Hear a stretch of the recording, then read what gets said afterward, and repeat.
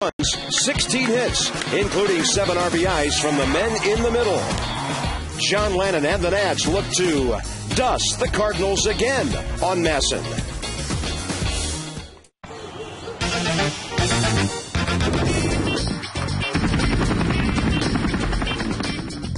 It's a great day for baseball.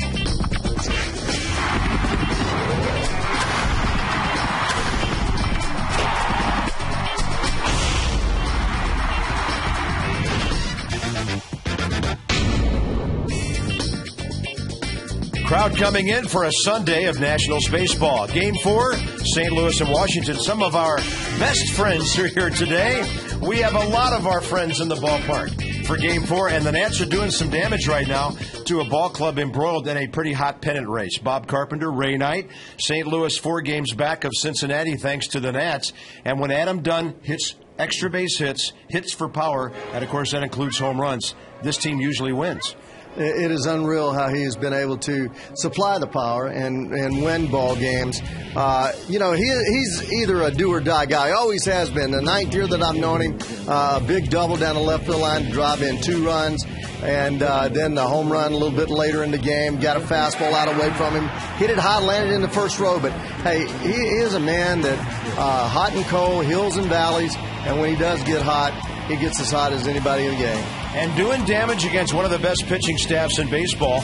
When the Cardinals came to town 3 days ago, their ERA was 3.40. They're still second best in the National League to the San Diego Padres. Now they throw Adam Wainwright today, best ERA in the major leagues, #1 in wins, and he's thrown 5 complete games this year.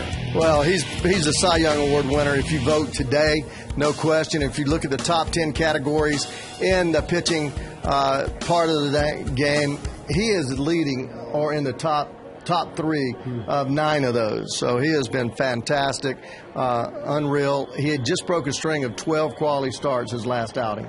And, of course, he's a Cy Young candidate along with Ubaldo Jimenez, Roy Halladay, Tim Hudson.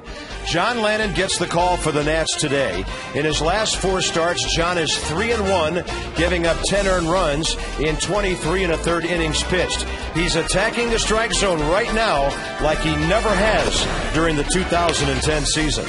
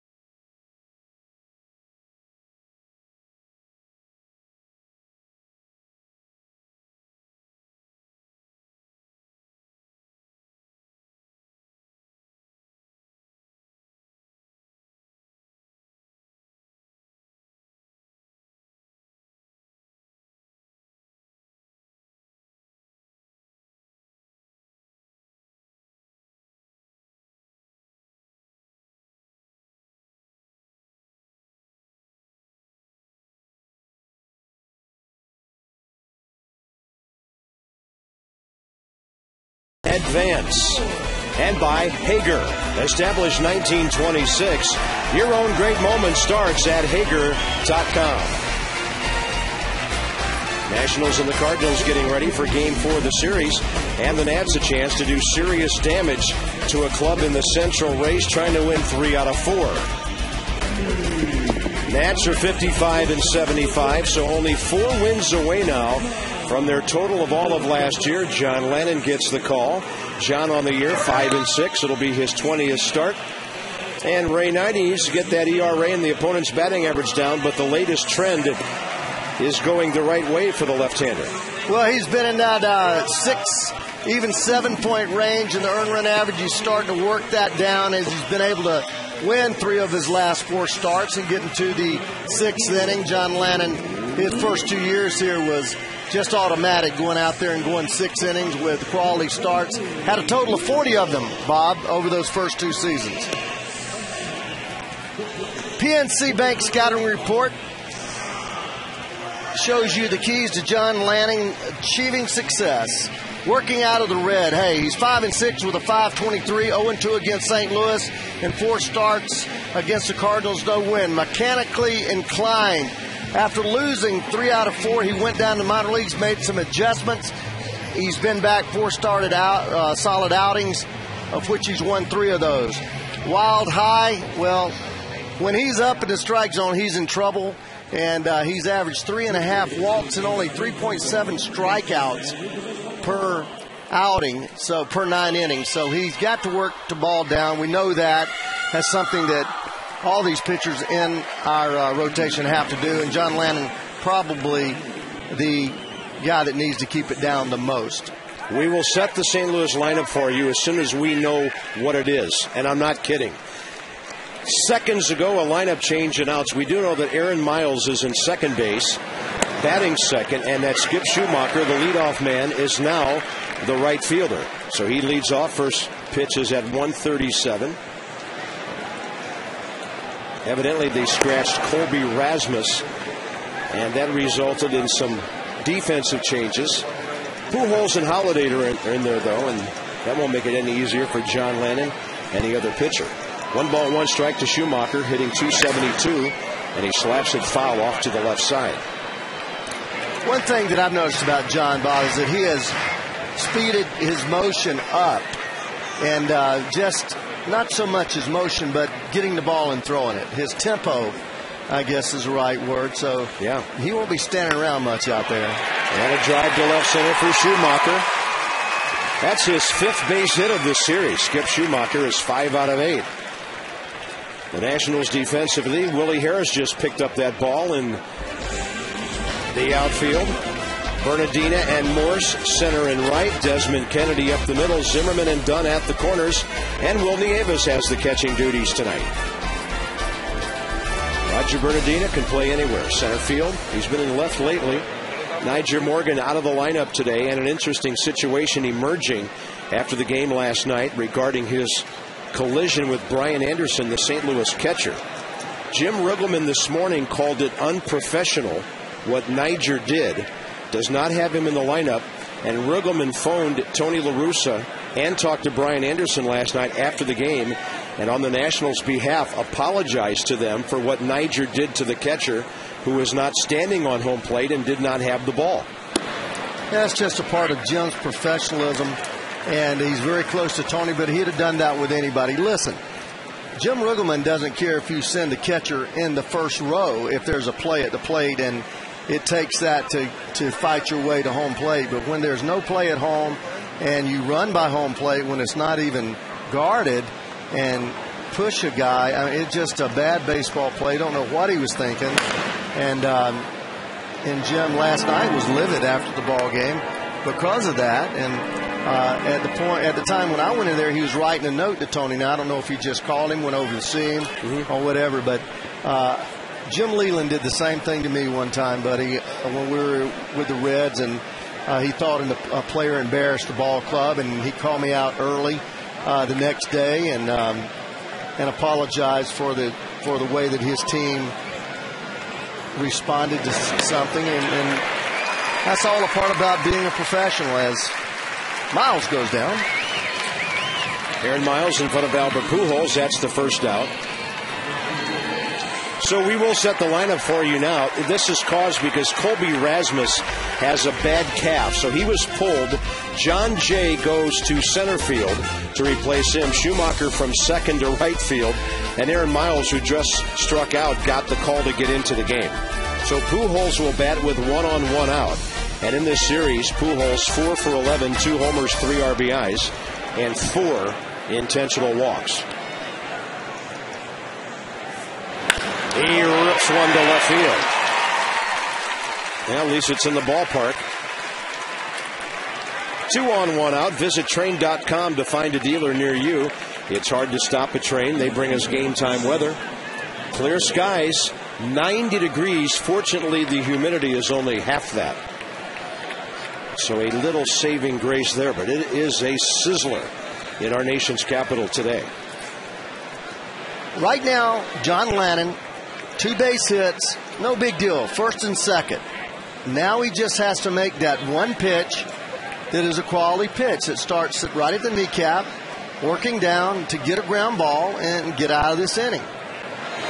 And that's something that he did time and time and time again in 2008 and 2009, 2008 and 2009. I keep getting letters about me saying that. I always say 208.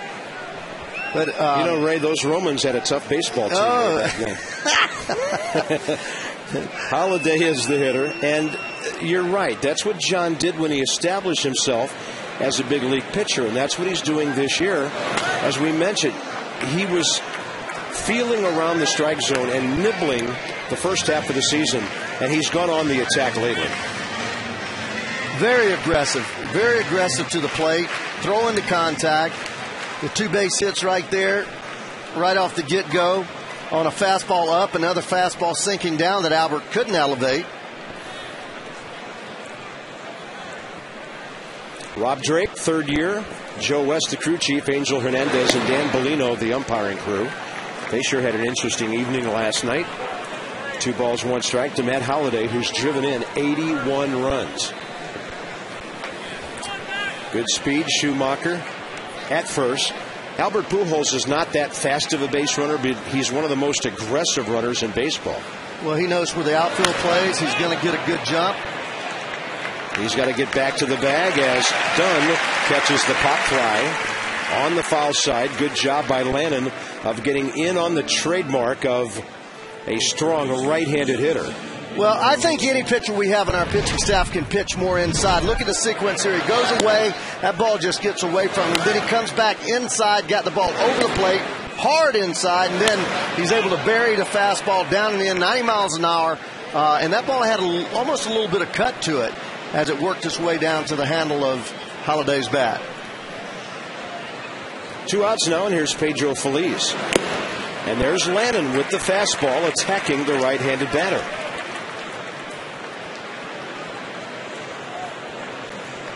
Pedro in this series, 3 for 14.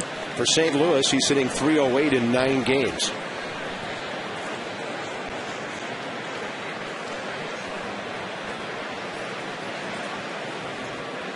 Going inside again.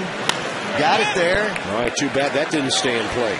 Now that's pounding the ball inside. You've heard us say many times, pound the ball inside. That is right there from the inside part of the plate, working right in here. Watch that ball. It ends up getting right over the black part of the plate, working into the belt buckle.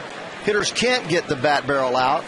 And then once you go in there hard, remember, your hardest pitch inside and tight, your softest pitch away. 0-2.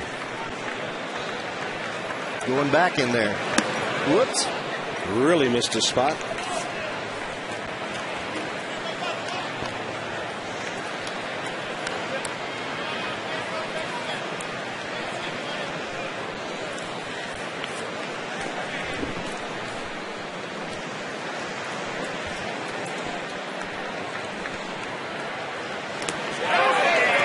And he's going to get him. He got ahead. Don't have to throw a guy a strike sometimes in that situation. And John pitches around the 2 base hits.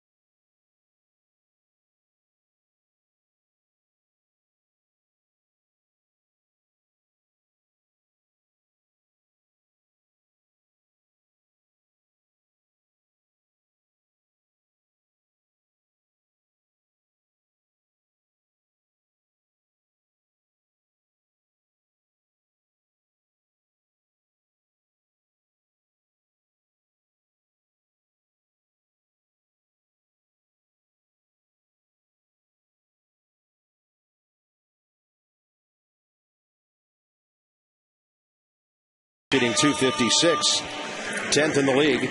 The Nats finally get out of the 14th spot and pass the Mets in runs with their explosion last night. Michael Moore's first 4-hit game in the series, Michael. 4 for 8, a walk and 2 RBIs. And he has his batting average up against .289 because he's wearing out teams from the Central Division this year. It'll be tough to get hits today. Adam Wainwright is 17-8 with the best ERA in baseball. And Adam Kennedy goes right up and just about gets him near the left field line. The Nats have been so unlucky with borderline line drives in this series. Kennedy almost drove in 3 down the right field line 2 nights ago. How about this look right here? The ball spinning. Oh, my goodness. I saw a little chalk, but I think it was residual chalk. Maybe about an inch off that line, 2 inches off that line, Bob. That's a good shot, though. And Kennedy going up and attacking a former teammate early in the count here.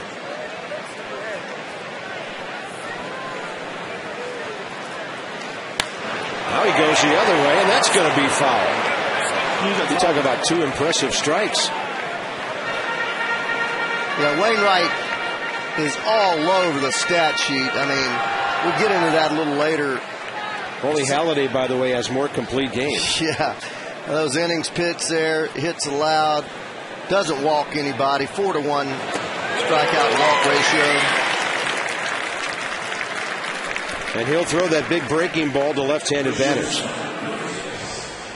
The PNC Bank Scouting Report is brought to you by PNC for their Cheever in us all. Hey, Bears down, no doubt about it. 163 batting average with runners in scoring position. Perfect. 16-0 when he gets 4 runs or more. And he's a daydreamer, boy. I'll say 9-1 with a 154 in his day starts. Well, they say on certain days with the sun and the shadows, it's harder to see the ball. And this is a guy who is 6'7", arms and legs flapping at you and hard to pick it up. It'll be a challenge for Desmond and all these right-handed batters today.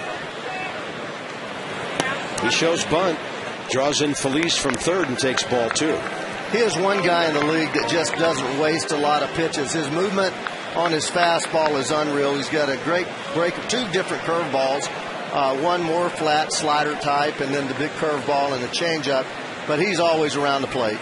You know, and he was a product originally of the Atlanta system and came over to St. Louis in a trade involving J.D. Drew. But when I look at him, and obviously he's taller, I see a lot of mannerisms of John Smoltz in this young pitcher. Well, not that young anymore, but he's been one of the best young pitchers up to this point.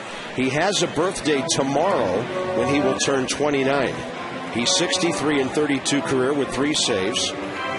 He was on the mound for the final out of the World Series when St. Louis beat the Tigers in 06 as a closer.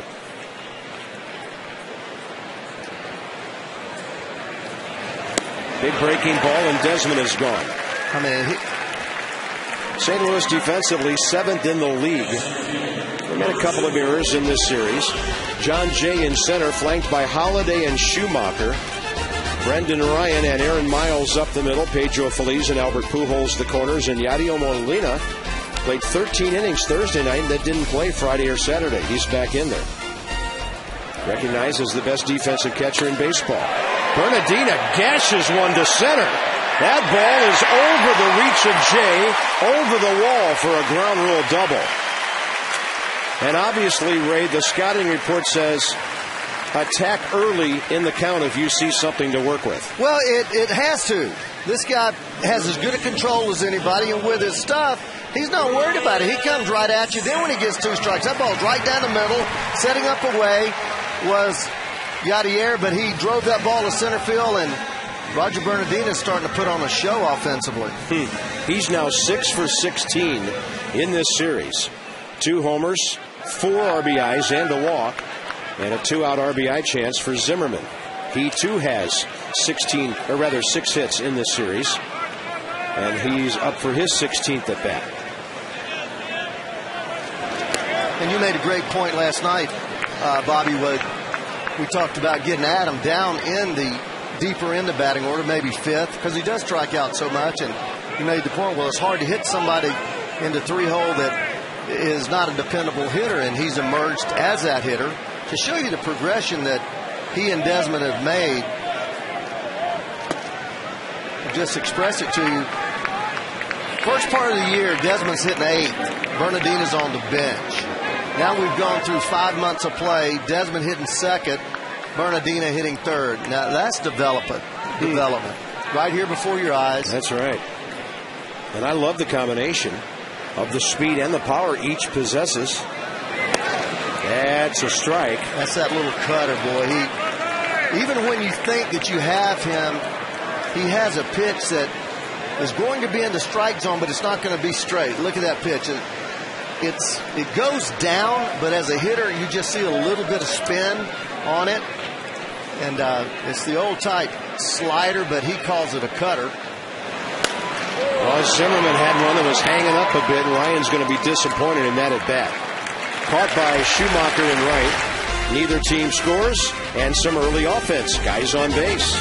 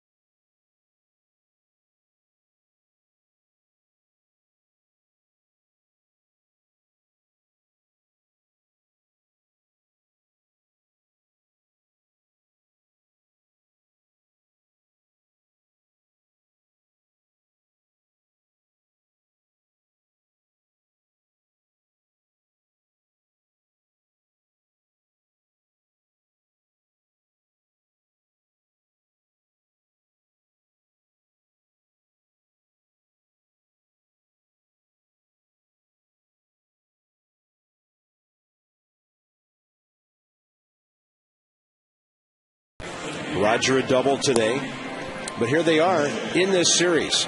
Desmond is 7 for 18 with 3 RBIs. Bernardina, as I mentioned, now 6 for 16, and he's driven in 4 while scoring 4. Exciting young players, 24 and 26 years old respectively, hitting in front of Zim and Dunn.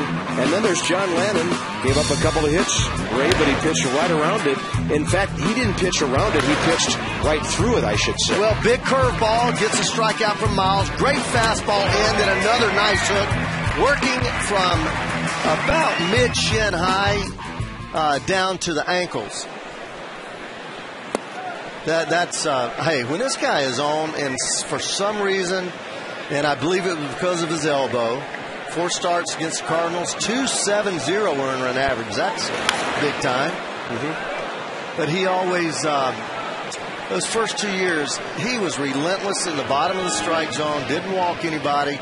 Hey, he was one of only 5 people that had 30 starts, that had 60% quality starts, and earned run average under 4, Bob.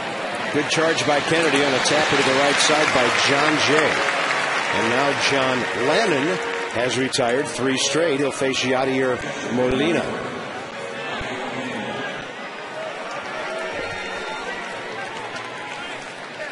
How about the weather we've had on this homestand? In the 70s and the 80s, first pitch almost every night. Only thing that hurt was that 3-game sweep at the hands of the Cubs. But the Nats could make this a respectable homestand if they can pull one off today against one of the best pitchers in baseball. Molina 1 for 5, hit by a pitch on Thursday night.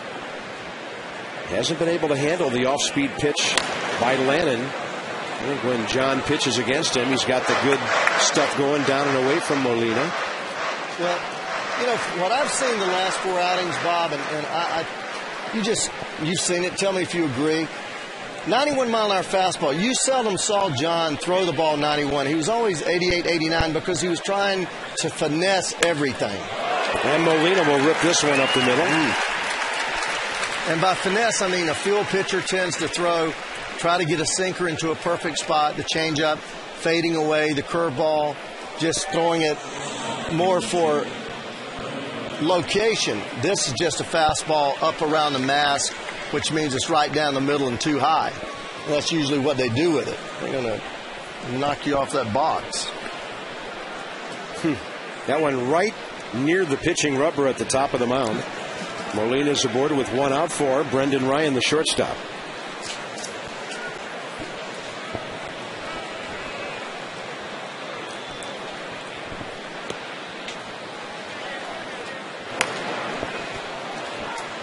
That's a good fastball.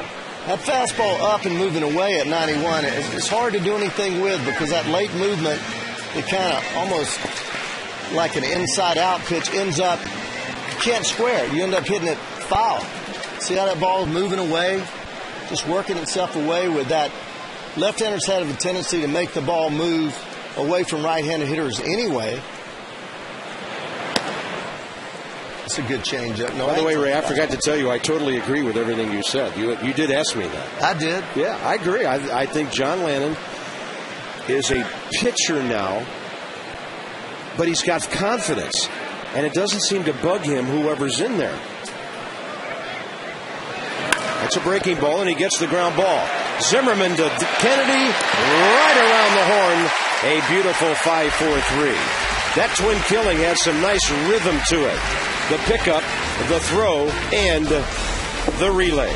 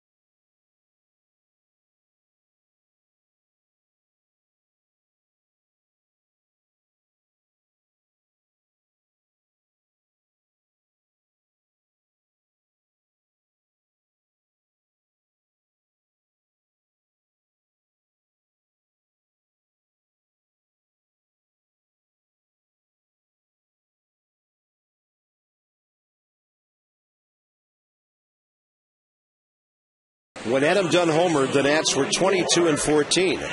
This year, when he homers, they're 18-8. Now, he didn't get a home run the first time up last night, but that was a sweet swing to left field, Ray, and maybe set up something for a little later that he could pull. Well, you remember when he was going well, about a month ago, he hit so many balls the opposite way, whether it was a low line drive in front of the left fielder or a ball out there in the bullpen on a ball that got up a little bit. He had gone away from that. Looked like he was trying to hit the ball through the shift.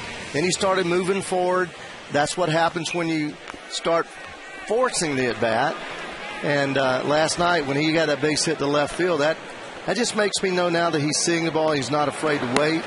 I mean, he might strike out 3 times a day, but at least that approach gives him a chance. 5 RBIs last night jumped him up to 8th in the league with 84. Way inside 2-0. And Adam, when he waits on the ball, everybody knows how great his vision is. And I think he's been encouraged this year to be a little more aggressive so that he maybe up his production and not walk as much. And his batting average was up around 280 most of the year. I mean, he hovered right there almost all year long. Now, he hit this slump that he's dropped about 20 points in a hurry over the last month. Soft breaking ball from Adam Wainwright. That's tough. That's more than 20 miles an hour off tough. of his fastball. Golly, that's tough to handle when you're 92, 93. Maybe 3 different breaking balls. We said they opened 2 breaking balls, but that's softened again. No swing, says Dan Bellino down at third. And the count 3-2. Let's see how he varied that from 73 to 77, a little harder. And it's hard to pick that up. It's hard to time that.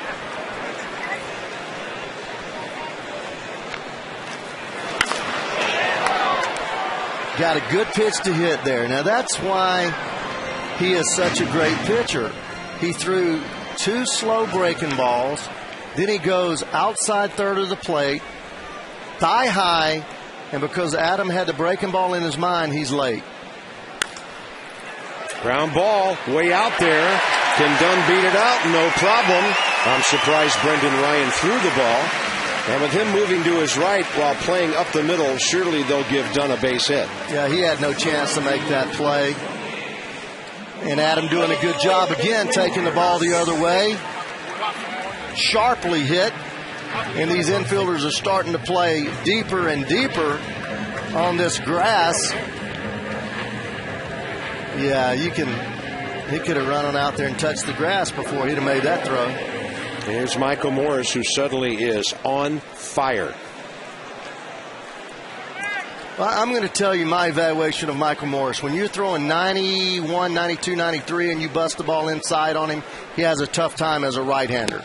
When you can't throw the ball 92, you're in trouble. Left-handers, he's all over because he's seeing the ball from a different angle, sees the ball well. When he went through that streak of not hitting anything, right-handers were pounding him inside that threw hard. And he doesn't like the ball there. That's why he's off the plate a lot. You'll see him setting up in there again. Does not like the ball in there. If you let him get those arms extended, he's hitting the ball as hard as anybody we have in this ball club. 6 of 8 in this series is Michael Morris. 2 RBIs, a walk, 4 of those hits last night when he did it for the first time in his career.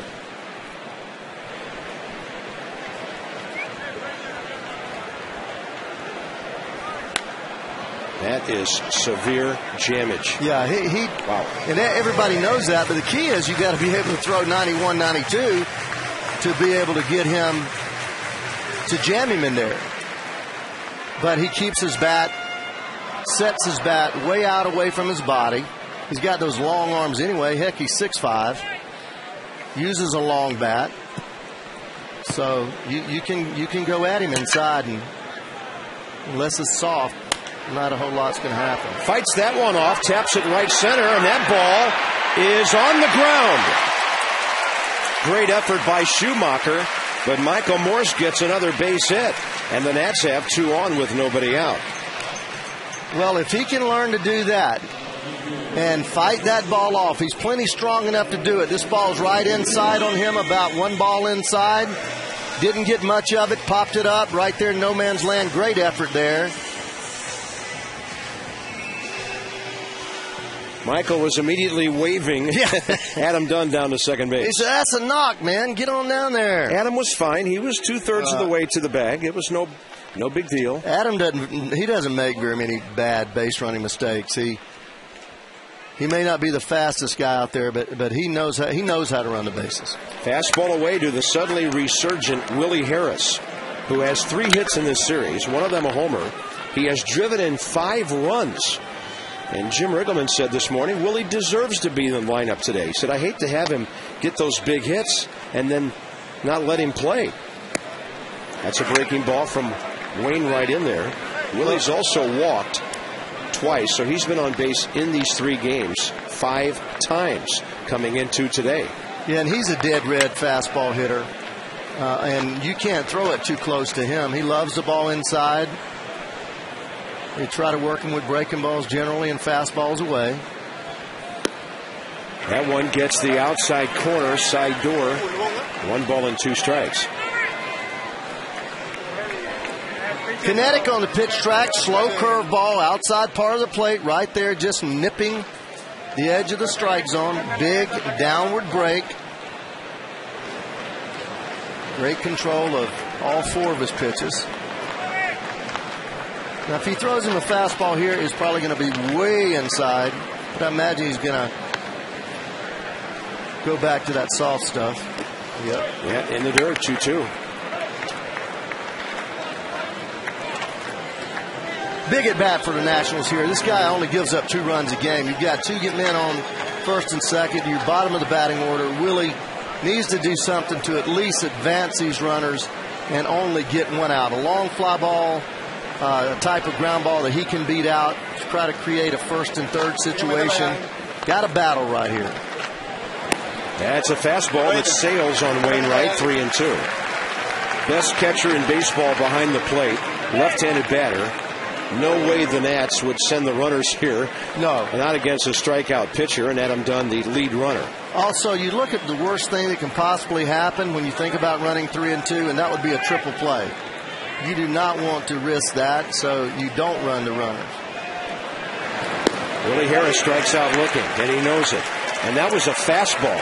Maybe a little bit off, like a BP fastball. Wainwright's 3rd strikeout. Second inning, let's check out our Luna double. 2 for the Triple Crown. Joey Votto has an RBI today. The Reds lead the Cubs 2-1. But look at this battle. Pujols only lacking the average to win the Triple Crown, at least looking down the road. And Joey Votto is right there as well. It's amazing. And both of them are in the same division, battling for a title. And they have 3 games left with each other in St. Louis. Get your second room of flooring free from Luna at 877-241-LUNA. Here's Will Nieves with 1 out. The pitcher on deck, so Will wants to be aggressive here and get something going before John Lannon bats. There's that cutter-type pitch that Ray talked about. Hamilton was making a run until Batista got so hot that he's up around 40 home runs. And yeah, no way now, huh? I don't think that's going to happen. He's 12 home runs ahead of Josh Hamilton now. 42 homers. Miguel Cabrera is number 2 in 2 of the 3 categories, but he's 9 home runs behind.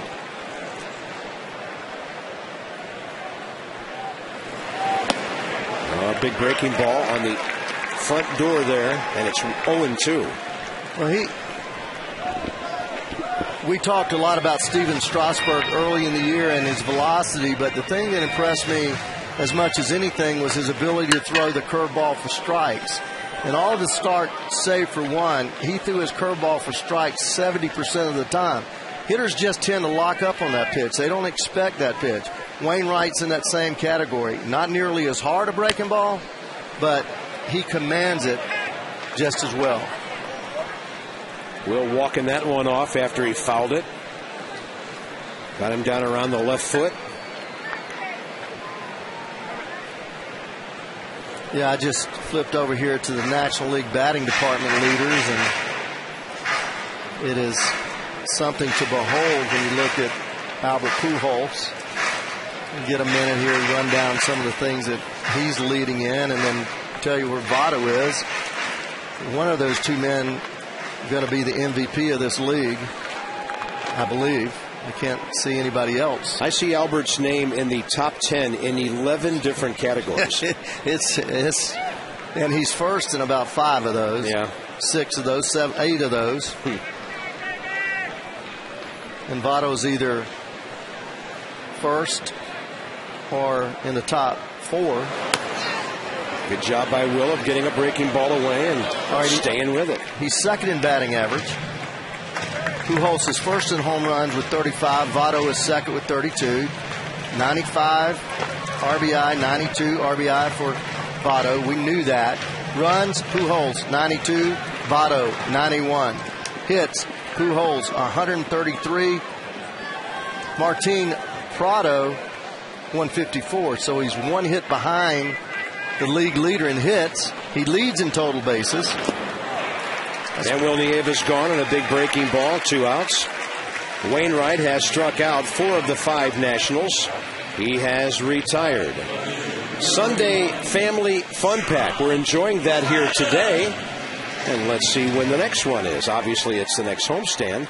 But who is it and when is it? It will be Sunday, September 12th against the Florida Marlins, 2 weeks from today. Mets Marlins on the next homestand. $14 gets you the seat, the hot dog, the chips, and the soda. Pretty good deal. Nice crowd on hand today, and John Lannon has 2 RBIs on the year. 093 career hitter, 3 RBIs total in John's hitting career. Levon was carrying an aluminum bat around the clubhouse this morning, brandishing it that like a, I don't know, kind of like a saber or a machete. And I said, Levon, I have a great idea. Why don't they let the pitchers hit with aluminum bats? He said, that's the best idea I've heard in years. Well, I've got an idea for you. 2-0 right here.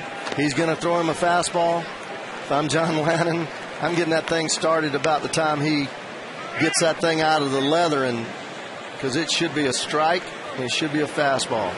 Yeah. A little tardy. But you knew he's trying to be ready for 90. Yeah, you knew he was going to get a pitch to hit right there. He might not see another one. Well, that was right down the middle. Oh, that's a good take. Ball 3.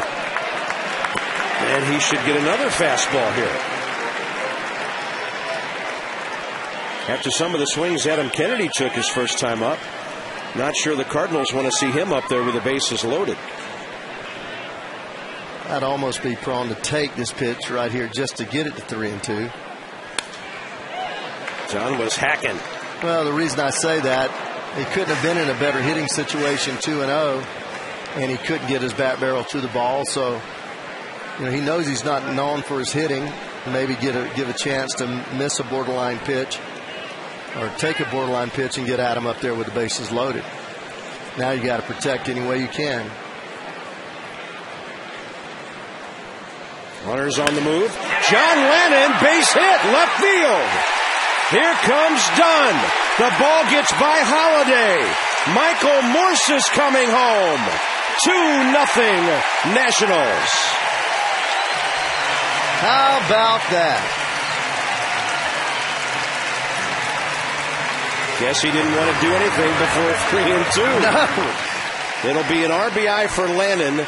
The error by Holiday will allow the second run to score. In fact, they may not give him an error, Ray. That ball took a bad hop. It did. It checked up like a golf ball, and he ran by it. And I don't believe you can charge him with an error on that, Bob. But nice job. Really nice job by John Lannon. Measuring the pitch, 2-0, 3-1 behind the pitch, and then 3-2. Just turning it up, the dial up a little bit, and getting a little base hit to left field. No error posted, and that was a clean, bad bounce in the outfield. You know, it can happen on grass, too. So the Nats have a 2-0 lead. I'd love to see that. Well, Levon got a rally started with a base hit last night, leading off the third. This time it's Lannon with 2 outs in the second. Well, and his career RBI total goes from 3 to 5 with 1 swing. Yeah. Wainwright got himself in trouble. He started him off with the curveball, and then that took the curveball away from him, because then he had to try to get back into the count with his fastball, missed with the next fastball to get the 2-0, and then just never could get to a point where he could throw his breaking ball. Kennedy struck out swinging first time up after a couple of rockets, foul balls. 3-0. The other thing the Nats are doing is making Wainwright throw lots of pitches. This is his 32nd pitch of this inning about to happen. He's been to full counts on 3 batters, including Lannon, and he walks Adam Kennedy. That'll bring up Ian Desmond, who got behind 0-2 and struck out on a breaking ball first time up.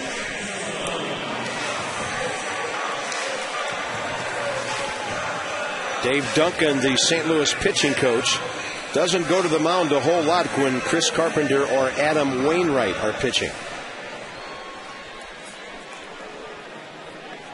Yeah, and you do get a little bit of extra energy bump when you're facing the best pitchers in the league. It's not a whole lot's expected of you by fans, people, because a guy is so dominant as Adam has been. But as a hitter, you know, you get juiced.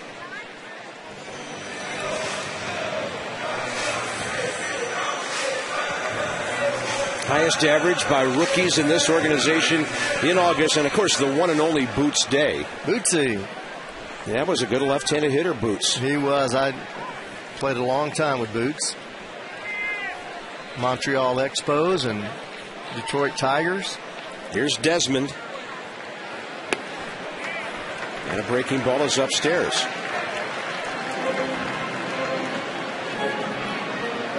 Well, they say get him early. Tony La Russa's starter, Carpenter, gave up 10 hits 3 nights ago.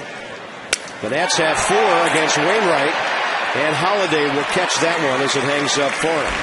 Good inning for the Nats. John Lannon, maybe the most prolific swing of his major league career. A 2-run double, and after 2, Washington leads one of the best pitchers in baseball.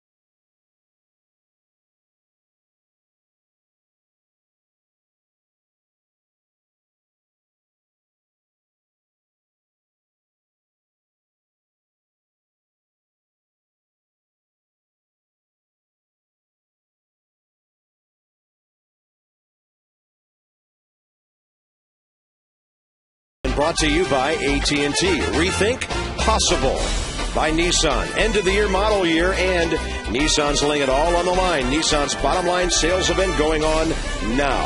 And by Resident Evil Afterlife in 3D in theaters September 10th. Capitol Grounds looking beautiful today. It's a hot Sunday afternoon. The dog days of August are almost over. Everybody enjoying some cold treats on this hot afternoon. 90 at game time. With Wainwright coming in, look at the Cy Young race. You know, Ray, a month ago looked like Ubaldo Jimenez was going to run away and hide, and some guys are catching up. Yeah, Ubaldo went from an 0.57 earned run average to 271. Hudson, Wainwright, and Halladay have just continued to pitch so well, so consistently.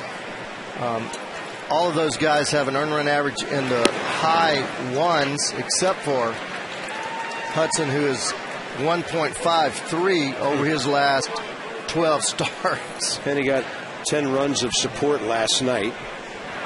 Wainwright's a good hitter. 13 hits, 5 RBIs on the year. He's a 194 career batter with 5 home runs. 1-2 as John Lennon faded that ball right to the end of his bat. Wainwright, Schumacher, and Miles for St. Louis here in the top of the third.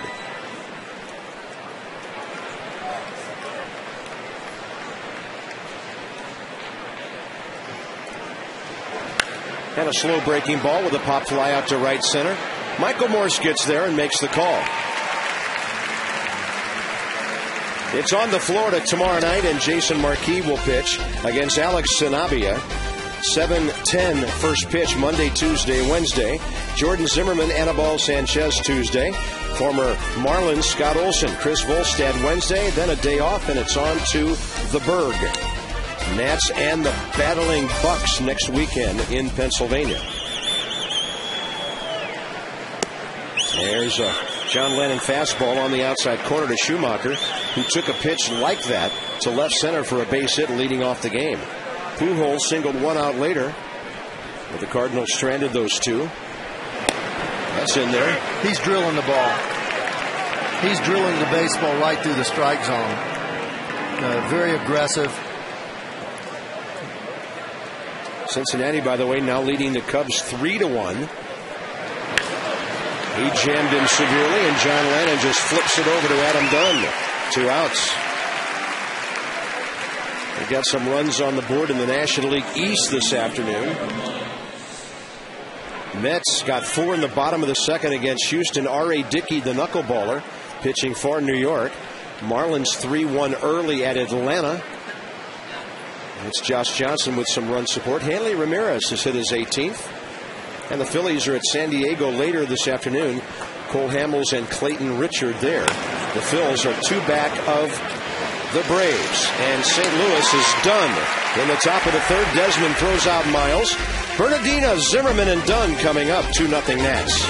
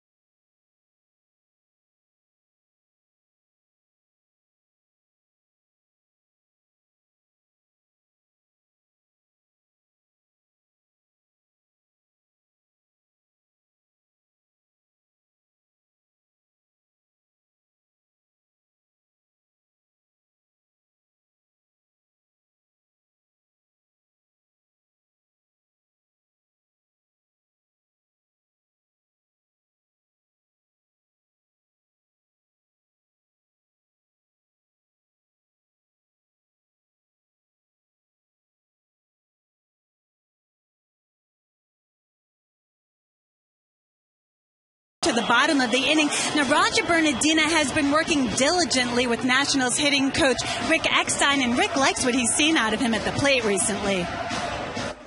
He's got a very short, quick bat. He puts the ball and play hard, and then those line drives are starting to carry into the gaps and carry out of the park. And he's just shown the ability to make good adjustments, and his speed is something that is great to see. With a drag bunt, he can beat out a drag bunt and then steal a base, score from first, and sometimes those long singles turn into doubles because of his speed. And Rick said, too, that Roger's done a nice job of coming up with a plan and a program and sticking to it. And Roger told me today he's feeling more comfortable with each at bat. He said he can play in any spot in the lineup. And he said the key is just maintaining that swing and staying aggressive. Bob? That's Debbie Taylor with our AFCIA Sideline Report. Visit AFCIA.org, the association for IT pros. 2-1 to Roger. Now he just gave away a strike. Off-speed pitch away, and it's 2-2 rather than 3-1 with Zimmerman and Dunn coming up. Roger doubled over the head of John Jay in center first time. I think he knew what was coming. He certainly looked like it. And I remember a game earlier this year when a younger Bernardina, in terms of experience, was worked over by the St. Louis pitching staff pretty well on breaking balls down and in. He just spit on that thing. different guy right here. And he stays alive on another tough one. Roger last night homered in the 8th inning, a big blow to really give the Nats a big lead. Watch this short, quick stroke. I mean, that's just getting to the ball in a hurry. Just dropping the head of the bat right down on the ball. Not a whole lot of lost motion. Uses that front side to get himself started. That ball is scorched. And Brendan Ryan got that on the short hop. Bernardina swinging the bat beautifully. And sometimes the guy's pretty good with the glove to take a hit away from you. Nationals coming close to their 5th hit already against Adam Wainwright. This is just a solid big league play. Shortstops were always paid for their leather. And the last 20 years, guys like A-Rod and Jeter, 30 years, because you got to go back to Cal, change that. Still could catch it, but boy, they started hitting 25, 30, 40 home runs at that spot. That kid's just, he's out there because of his defense. Yeah, he's not hitting this year, 220 range. That's high to Zimmerman, 1-1. Ryan got a pitch to work with first time with Bernardina at second, but he popped up to right. Still having a good series, 6 for 16.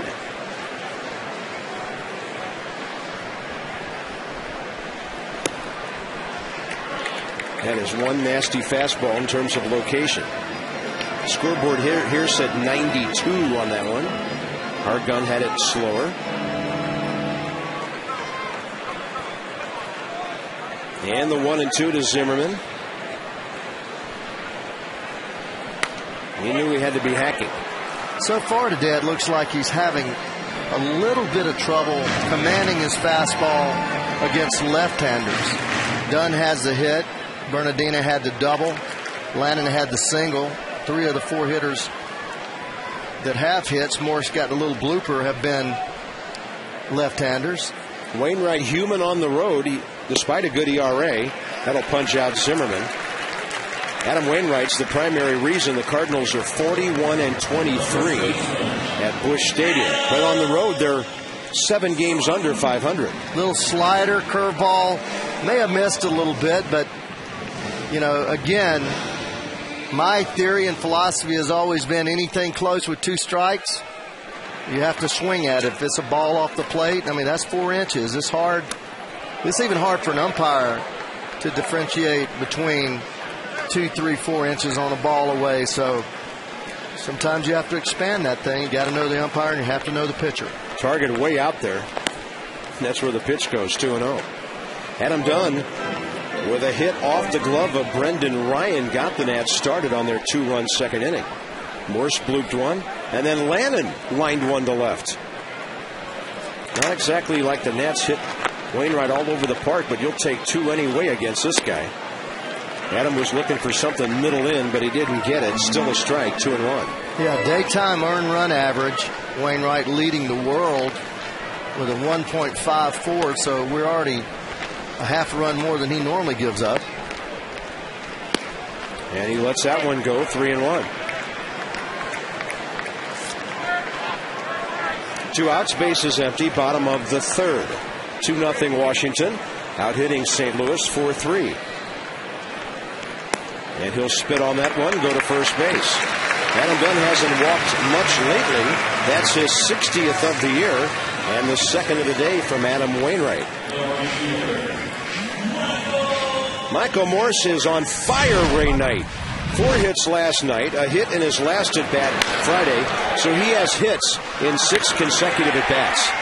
Going up the middle to right field, ball's out away from him, getting that extension, hanging breaking ball, drills it to left field.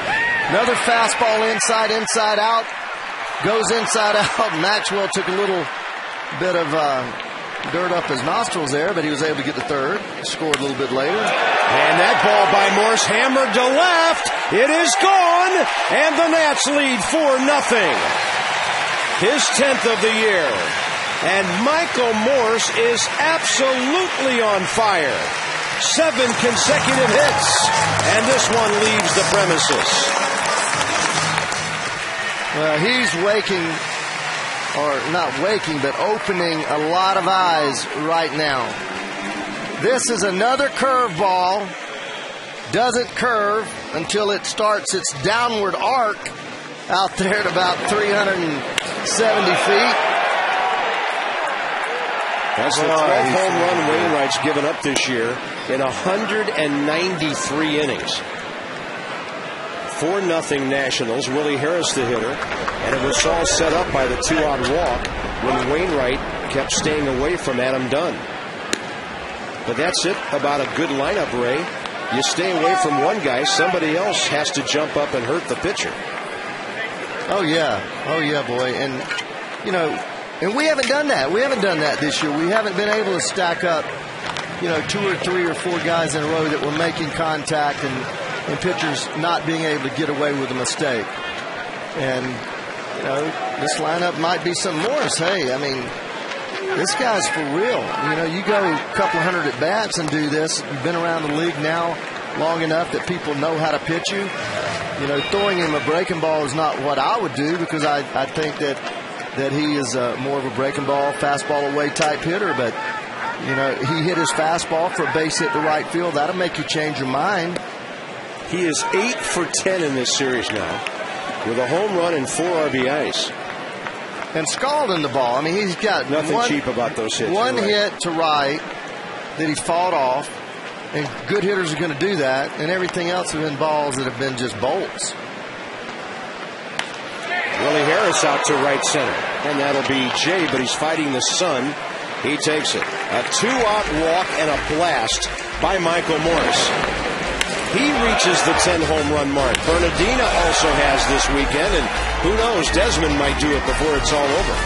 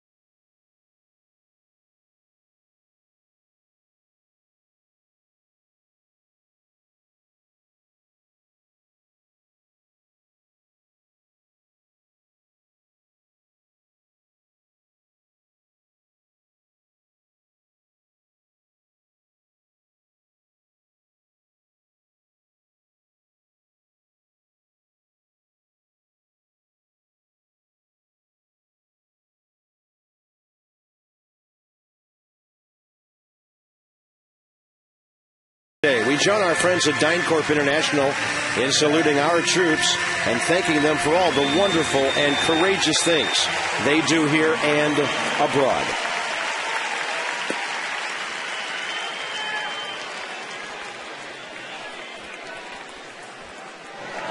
How about the weapon that guy is brandishing these days? Michael Morse batting .800 in this series. John Lannon ready for his 4th inning of work, and he'd better be. Albert Pujols is leading off. Holiday and Feliz to follow. The Nats lead 4-0. Yeah, no need to fool around. Now you've got a 4-run lead. You go right at these guys. Establish that first pitch, then you go to town. There you go. First pitch, fastball, strike. Now you go to pitching. Early in the count, Pujols singled hard to left field first time. He's 5 for 12 in the series with 2 homers. I like the way he's busting that ball inside today, and you know, you just keep thinking of John Lannon as a finesse pitcher. When he comes out featuring this kind of stuff, you know, he borderlines in power pitcher. Foul ball. Ryan didn't play umpire. He just played third base and played the ball through. And the count's 1-2. And I saw Brendan Ryan do that last inning. That one he picked it out at short off the bat of Bernardina. He wasn't assuming he caught the ball. He came up throwing.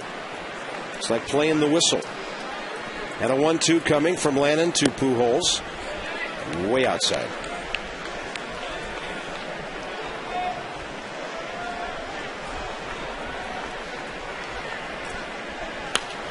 And John pouring that ball in there. See how it's hard to get on top of that ball moving away from those hitters? Even though it's up. That's the third ball that right-handers have fouled off to the right side, back over the dugout. I think Albert likes this new ballpark. Yeah, I'd say. Yeah. I'd say. He may be one of those guys that has not found a ballpark he doesn't like.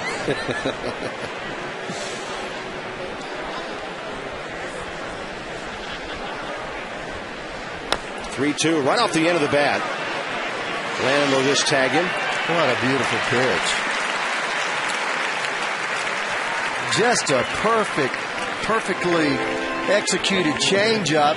There aren't many ball marks on this part of Albert Pujols' bat. No, that's a perfect changeup. 3-2. Outside, working down.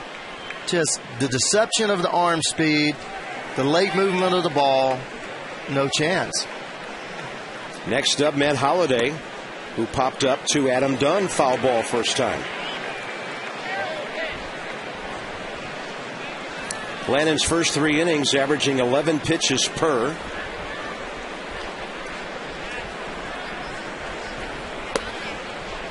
One ball, one strike. Cubs have tied Cincinnati, by the way.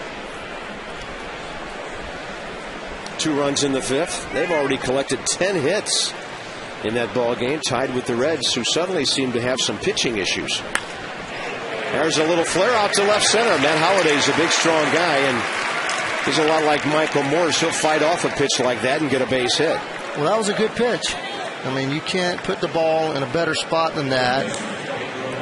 And all you're trying to do out there is take the sting out of a hitter's bat, and he comes in there, catches him right on the label, and he just fights it off right over the infield. No damage. Here's Felice. Good execution of another pitch.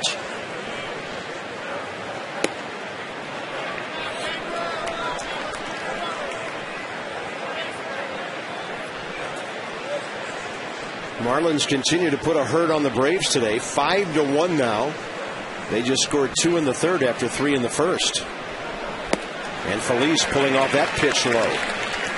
Now that's a sinker. That's an 86, 87 mile an hour sinker.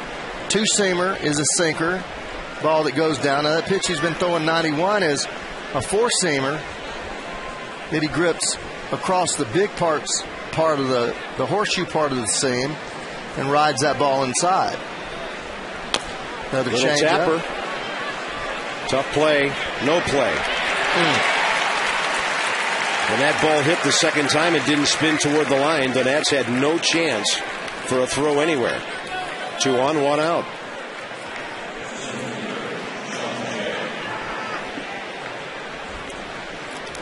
Goes that sinker, catches it right on the end of the bat again. High chopper. Nothing you can do. Yeah. You know, and this is where you really have to settle down. 2 balls that haven't been hit hard. You can't be saying, oh, poor, pitiful me. You can't do it. You've got to gather yourself, get back to pitching, make 1 pitch, get a ground ball double play, and get in that dugout.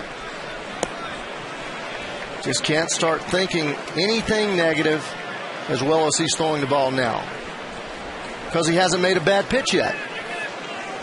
You know, they get base hits, but they can get base hits on good pitches.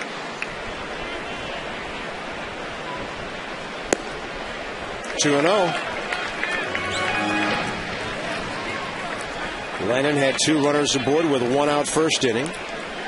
Got a pop up and a strikeout. A runner aboard with 1 out second. Got Ryan on a double play, and after a 1-2-3 third and retiring Albert Pujols here, a 2 on 1 out situation, and now a dangerous count. Well, good thing there as a young pitcher when quirky things happen. tend to lose your concentration just a little bit. Steps off, regathering himself. Up the middle. There's Kennedy. There's Desmond. And there's another double play. And they're not hitting the ball with authority at all against John Lannon. St. Louis stranding their third runner of the day. It's all Nats, 4-0 with defense.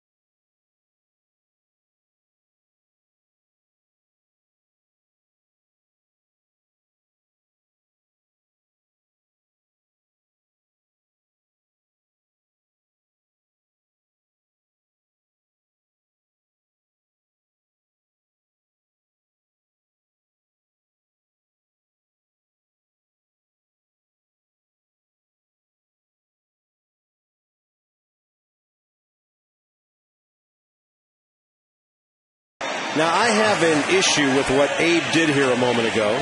Teddy is running outside. Someone needs to tell him to run inside. I mean, Abe cuts the corner, and it's no contest from there.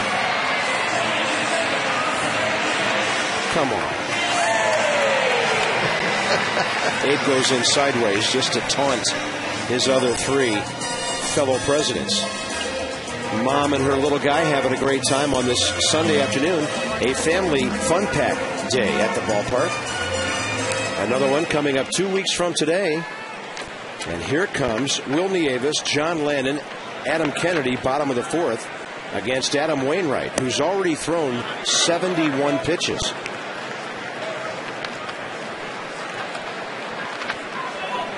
Will struck out swinging first time after getting behind early in the count.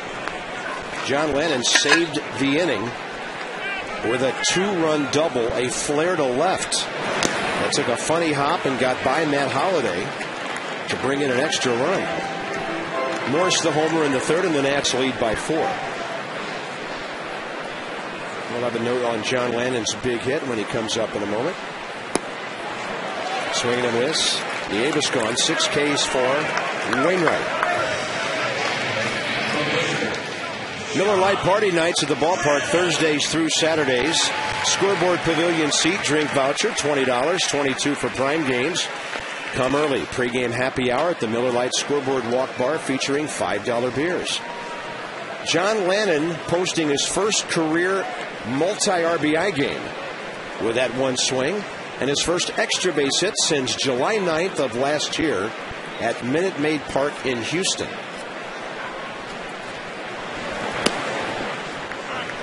That was right before the All-Star break.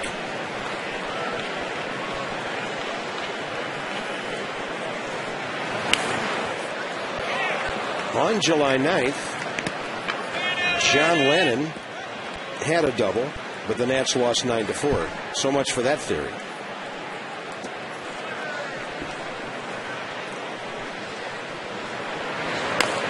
And a little tapper. Wainwright will go up with that 6'7" height of his. 2 outs. I think at this stage of the ball game, John needs to get back into the dugout, get a little shade, get a breather. And Adam Kennedy, Ray, is an experienced hitter, and I know you as a manager are looking for something here, and that would be some sort of extended at bat for Adam Kennedy with the pitcher having just been on the diamond. Well, you definitely take the first pitch. Give him a chance to get a little water, sit down, just take the first pitch. which happens to be outside. Now you take the second one. That's all a part of being a team player. And being a leadoff guy. Yeah.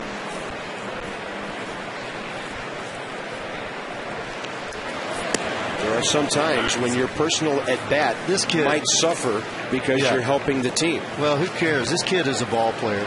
You know, he's gotten better and better. He made that great play the other day from second to throw the runner out at third. But he knows how to play the game. That's just, I mean, I love that. I love that. I love it when a guy goes up like that and has an idea. I mean, you've got 4-run lead. I mean, this at-bat certainly is important to him, but, hey, you can hit with 2 strikes. And that's what builds that closeness on the ball club. And we talk about culture.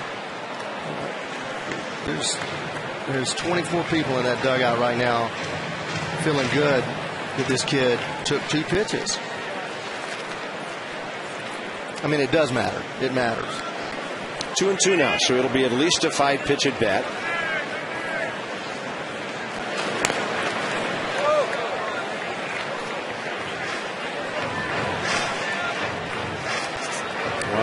That's dominant.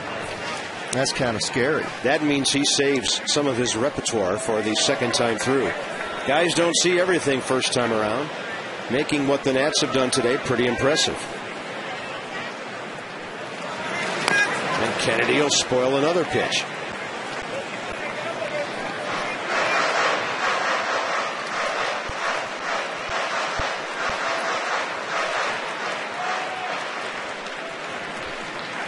Well, it was a drought against the Cubs and a feast against St. Louis in terms of the numbers of hits. Kennedy takes one inside. So obviously Wainwright, the big frame was that 34-pitch second inning. He's been pretty quick other than that, although the Nats did make him throw 24 in the third. And now here's a 3-2 to Kennedy. And that's a great at bat by a veteran hitter. Beautiful. That will further give John Lennon a chance for a breather. And another 3-2 count by Adam Wainwright today, and he's walked 3 men. Kennedy twice. That'll bring up Desmond, who is 0 for his last 7 after going 0 for 5 last night, but he's still 7 for 19 in the series.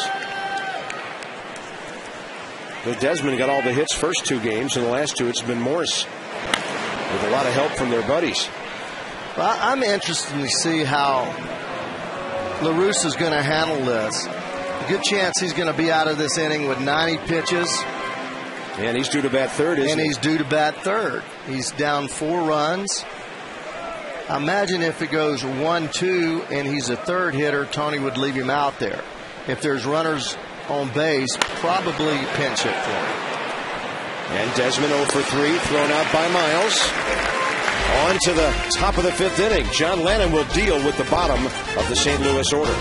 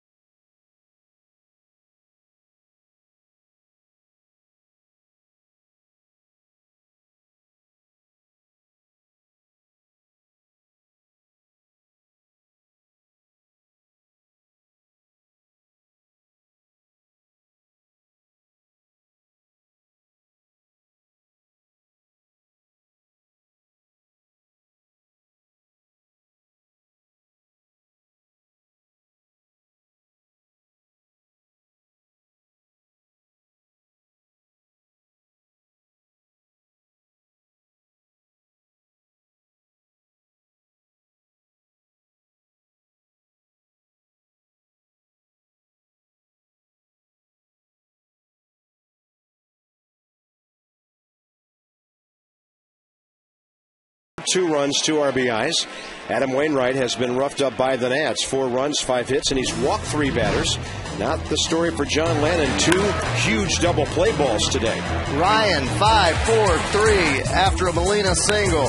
Then base hit to left field, played 2 runs. Bad hop on Holiday. Then Jay coming up there after a single by Feliz. 4-6-3 double play. Can't do it any better. Very pitch efficient. 49 pitches. Here's Molina. Yeah, right at 12 pitches per. John facing 7, 8, 9 here. No activity in the St. Louis bullpen. Well, Wainwright, one thing, he can swing the bat. He's almost like having a regulation hitter. And they have one player hurt, Colby Rasmus, who was in the lineup today and then pulled out minutes before first pitch. Alan Craig is 0 for 6. And the other guys they have are Felipe Lopez, who's not playing very well. And the bullet that Tony La Russa wants to save for late in the game is Randy Wynn, who in this series is 5 out of 9. So you can go to your bench too early. He knows that. And Tony La Russa also knows he's playing a ball club whose pitchers, as a rule, do not pitch into the 8th or 9th inning. So it looks like Wainwright stays for a while, and we'll see what happens down the road. Molina does have a base hit. And he hits this one out, high in the air, left center. Who wants it? Who wants it? And it's Bernardino. Willie Harris gave up on the ball, and that was almost fatal. I don't know if Bernardino was calling for it, but he had a much longer run because Willie Harris was playing out toward left center. Well, I like what happened there. Bernardino saw the ball tracking, and he called it and called Willie off of it. The doggone sun is right in his eyes, but he stayed with that ball. He may have called it a little prematurely, Bob. I think that's what he may have Willie done. peeled off early. Yeah. But he took charge, and Willie peeled off, and he got there. That's what center fielders are supposed to do. And there's a pitch up to Ryan with Wainwright on deck. Because that is the position of a ball right there in that gap, almost square between them, that oftentimes you see 2 outfielders converge and nothing good happens. Zimmerman cuts that one off. 2 outs. Boy, does he cover some ground over there. AT&T trivia coming from our smartphone. At least it's smarter than us most of the time. So its 2 current American League managers were National League Manager of the Year. Well, Jim Leland's got to be one, right? I think the other's Joe Girardi. I think when the Marlins weren't even close to winning a division, Girardi was the Manager of the Year. It's either 3 or 4 years ago. We'll check it out. Do you have any thoughts on that? Do you agree? The question was what? National League Manager? American League managers, 2 of them that were National League Managers of the Year. No, I got to go with you. All right. You know, when we don't have to dig into page 328 of the media guide, we're okay.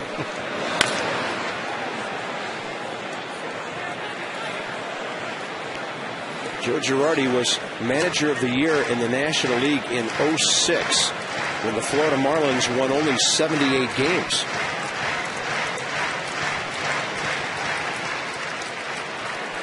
And, of course, then he got fired, and Freddie Gonzalez came in. He's been given the sack.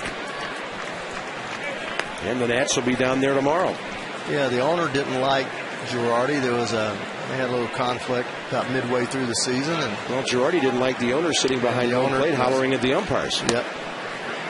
And Wainwright's gone, and how about John Lannon? A 1-2-3 inning.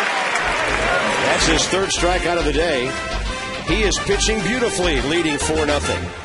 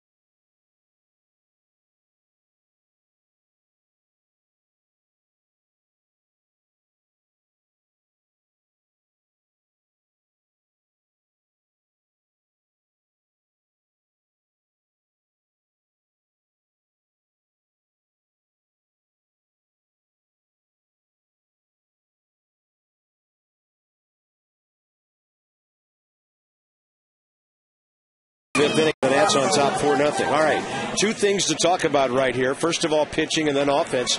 Your thoughts on 5 great innings by John Lannon? Very aggressive. The most aggressive I've seen him with his fastball, inside especially, then going to his changeup away and his curveball. So just coming right at people very, very aggressively. All right, Ray, and you know what it feels like to be a hitter when you get hot. You're seeing the ball. So what's Michael Morse feeling and seeing when he gets to the plate right now? Well, his mind is free. He's going up there looking for the baseball, getting good balls to hit. He's not swinging at bad balls. When he does have trouble, he has a tendency to swing at some bad balls. He's getting good pitches to hit, and he's so strong that even the balls that are tough pitches, he's able to fight those off for hits. And when he gets extension, my goodness, he's hitting the ball hard. 7 consecutive hits.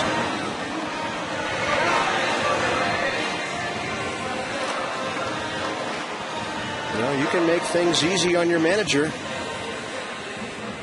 by performing like this. And managers like it. Jim Riggleman, anybody will tell you, when you have fewer lineup decisions you have to make every day because guys are doing their jobs, it's easy for everybody. It's nothing like throwing 8 guys out there every day. I never had that opportunity, but I played on teams that did when I was with the Big Red Machine in the early mid-'70s when Sparky just wrote out the same 8 guys every day, and the only thing changed was the pitcher. Kind of like Charlie Manuel the last year or two in this league. And he's had to deal with injuries this year. I still remember with humor the day I stood on the field in Cincinnati with one Ray Knight, manager of the Reds. And you weren't real happy with your ball club at that time. We were talking about some guys you had out on rehab, and I said, what do they have to do to get back to the major leagues? And you said, as soon as a guy hits a line drive, we get him back up here. Yeah, we're having a tough time scoring some runs. Oh, man, Ray, it's just got to be so frustrating. What do you do? There's not a lot you can do when your offense just shuts down and you feel like you have a good offensive club, and for some reason they just go down and go in the tank. You have an injury or two, and the guys that you have coming up just aren't the type player, and they can't replace that top line talent. Bernardina, base hit right center. He's 2 for 3 today. They better hurry. He makes a big turn, and Schumacher gets it back in. Roger Bernardina has 7 hits in this series. Desmond has 7. Zimmerman 6. Morse has 8. And this is some fun the Nats are having at home at the end of this homestand. Again, short and quick, hanging breaking ball. And he just got that little pause that, Al Oliver had that pause. Bill Madlock had that pause. George Brett had that pause. When they would see the breaking ball and recognize it, they just sat there and kind of sank on that back leg and let the ball get to him and then unloaded on it.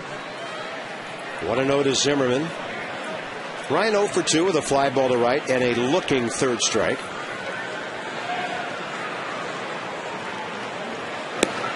And that's real similar to the pitch that caught him watching back in the third. I've got to tell you a story that's probably been heard by a lot of people out there, but it tickles me about not having hitters after this pitch.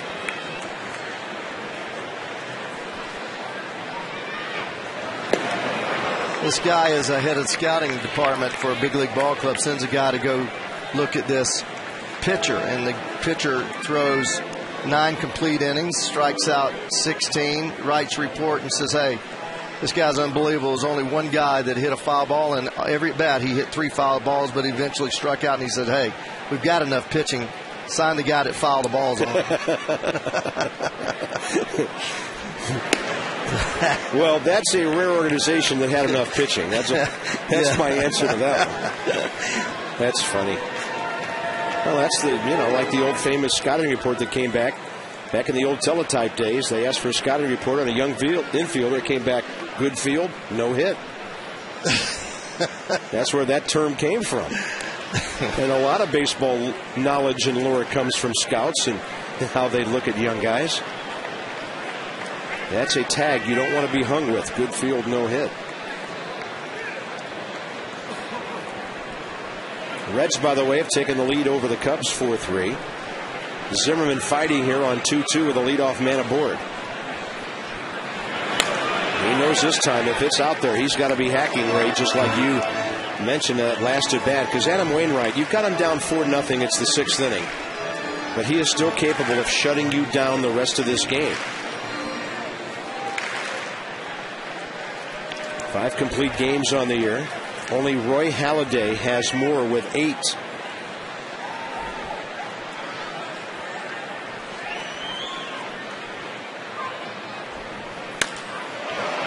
Zimmerman with a high fly ball, right field line. Schumacher in plenty of time with the sun reflecting off his sunglasses. Dunn coming up. Let's check out our league leaders from Hollywood Casino, Charlestown Races. And these are major league leaders. Look at that. Cabrera's hit 29% of his team's home runs. Pujols 28, Dunn 27. Adrian Gonzalez, if you round it up, 26, and then Ugla, 23. Interesting. Guys who mean a lot to their ball clubs. Action-packed table games, red-hot slots await at Hollywood Casino, Charlestown Races, West Virginia. Starts Adam off with a changeup. That doesn't happen too often. They tend to start him off with breaking balls from the right-handers. Left-handers will run the fastball in on him. Because he's not a first ball fastball hitter. He likes to take the first pitch. So seldom does anybody start him off with a changeup. Been a while since we talked about Adams' on-base percentage. Going into the ball game today, it was down, if you will, to 353. Career, he's been 380. But he has attacked the ball more this year, and he's taking fewer walks. Base hit and a walk today, though. And the 0-2. Looks like Molina wants it up and in. Gets it there, and there's a hole in Adams' swing right there. 7 strikeouts for Wainwright. But look who's coming to dinner. Michael Morse is next. 4th inning. Curveball. Staying in there. Built-in elevation. Hits that ball out there. Hard. We've been saying that. Hard. He hit 3 balls this weekend hard that he didn't get enough elevation on, or they would have been home runs. And the Cubs were tough on him. Just go back real quick. In the Chicago series, he was 1 for 7 with 1 walk. And finished that series 10 for his last 68. He's come out of that with a vengeance against St. Louis. Well, the Cubs did not throw him a ball middle of the plate away. Everything they threw him was inside third of the plate to his belt buckle. And Ray, you and I talked about that 2 nights ago. We expressed not confusion, but couldn't figure out why St. Louis was pitching him away as much as they were. Going out there again. That's too far out. Well, he gives the appearance that he gives you the outside part of the plate because he's so far off the plate, but this guy may have the longest arms in our ball club, and he uses a 34.5-inch bat. So, I mean, he can reach all the way out here if he keeps that front shoulder going towards second base. We'll work back inside now. Morris out to center. Right at Jay. It is the dog days of August here. Dog days with Debbie. Don't go away.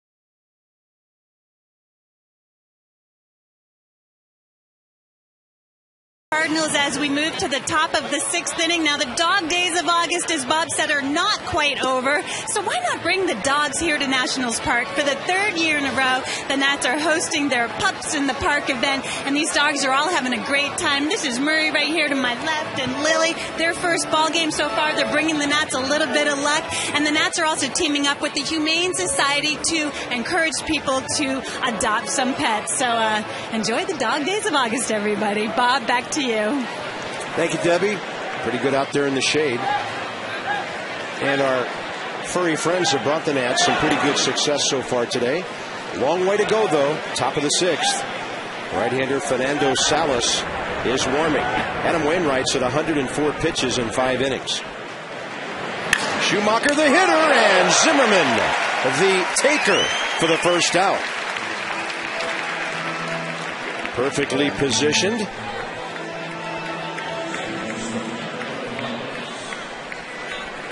One pitch, one out. Fastball out away from him, goes with it. Zim right there, sucks that thing up. And here's Aaron Miles, 0 for 2. Swinging strikeout, ground ball to short.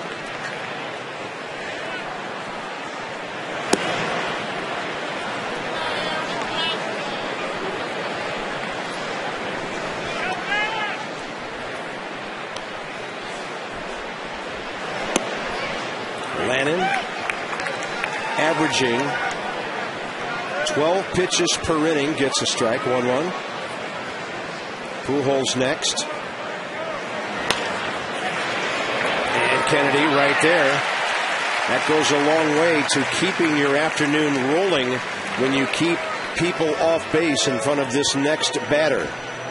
St. Louis box score will show singles by Schumacher and Pujols in the first, Holiday and Feliz in the fourth, Molina in the second, and that has been it.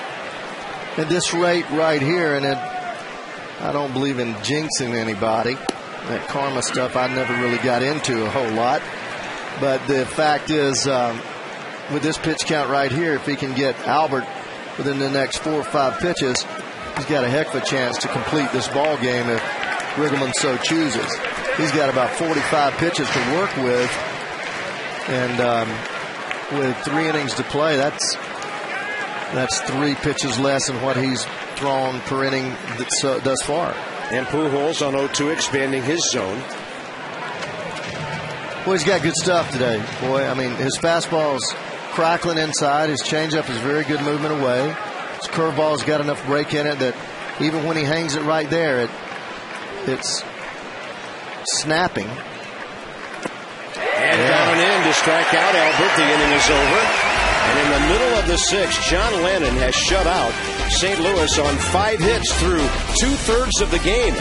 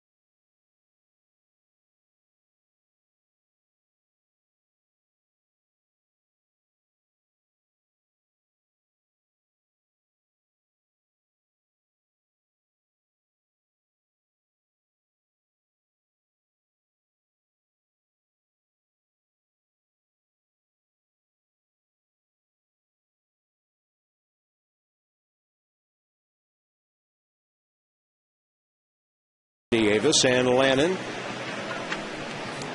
And things are rolling at the moment. They are into the St. Louis bullpen. And we invite you to come to the ballpark for Roberto Clemente Day, Wednesday, September 8th, Nats and the Mets, 12:30. Pre-game and in-game video tributes on the big board for the great Hall of Famer and humanitarian Clemente. Visit nationals.com/tickets or 888-632-NATS to purchase your tickets today. So the Nats get Adam Wainwright out of the game after 5 innings.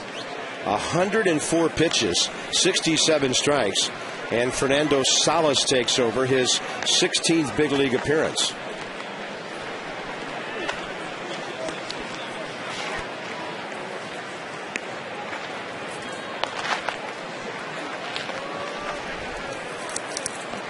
Willie Harris 0 for 2 today, a called third strike and a fly ball to center.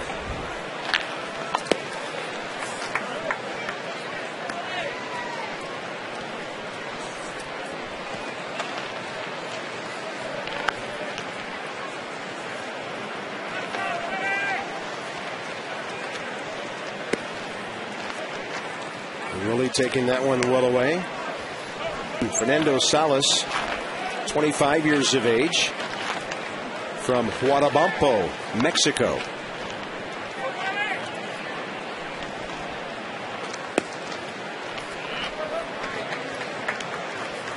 Cardinals purchased him from the Saltillo Saraperos of the Mexican League back in February of 07, so it's his 4th year of professional baseball in this country.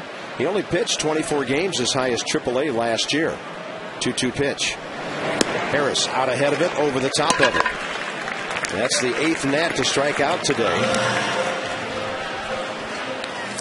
All right, look at the busyness of the middle of this box score, especially Adam Dunn and Michael Morse, who have scored all 4 runs. Morse has driven in 2 with a homer. And then you go all the way down to number 9, where John Lennon has the first RBI game of his major league career.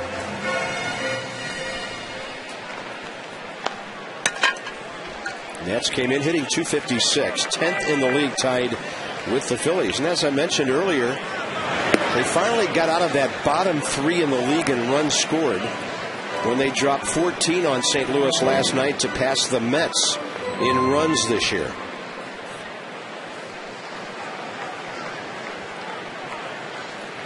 You take your little victories wherever you can get them when it's August and you're almost 20 games out of first. Schumacher under this one near the line, 2 outs. All right, Ray, here's our AT&T trivia. 2 American League managers at present have won National League Manager of the Year awards. We think it's Leland and Girardi. Oh, yeah. And Jim Leland did it twice. Back on top, partner. That's a great feeling, isn't it, Ray? Well, for one more day, anyway. Whenever we get one of these, the next day is usually impossible. They'll go digging deep for tomorrow night. Well, they say every dog has its day. And I guess it's appropriate we hit one on this particular afternoon. But Debbie with a good message, pups in the park, and contact your local Humane Society. You can always do some good for the community and our friends. And that's well inside and low, 1-2 to John Lennon. One last thought on Wainwright, Bob. I'd made a note here. Only twice all year had he been knocked out of a ball game without going 6 innings. This is just the 3rd time in all season. 27 starts, 24 of those he've gone 6 innings or better. So he has not been knocked around at all. And looking at July and August, his earned run average in July 1.17, August 1.30. He was 8-2 in those 2 months. I mean, that's just numbers that don't happen. But the Nationals put 4 up on him. Do the Nats want Lennon on base here, I wonder?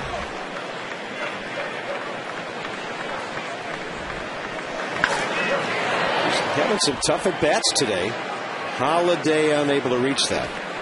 Well, this is the way I look at it. I know there was a lot of pitchers, Don Sutton being one of them, that didn't want to be on base. but he's a ball player. He's not just a pitcher. I know we want to get him 8 innings, whatever, but you never know. His run may be the run that wins the ball game. So you battle as hard as you can and let whatever happens happen. 3-2.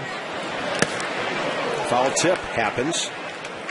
I have noticed in recent years when pitchers are being interviewed, they'll often say, yeah, I played there for 2 years. I played there for a year. They don't say I pitched there. They say I played there. I've just kind of picked up on that in recent years. I'm not sure pitchers really used to talk like that. I don't think it's part of these guys' mentality, just give an out. I mean, the great competitors that I've known, they're going to battle you tooth and nail right to the end. And, certainly it makes sense. I mean, I can logically see where you would want him to get back in the dugout, to get back out there and pitch. But, this is a battle to me. And if you give in one little bit, then somewhere along the line, where does that come into other parts of your game? Yeah. Well, other than Craig Stammen, John Lannon has now taken second place in the staff RBI race. I think they ought to have some kind of award for the pitcher who drives in the most runs during a season. It's a nice at bat by John. Yeah. Take it easy going to first. You've got some work left. And there's the National Harbor in front of that amazing Woodrow Wilson Bridge.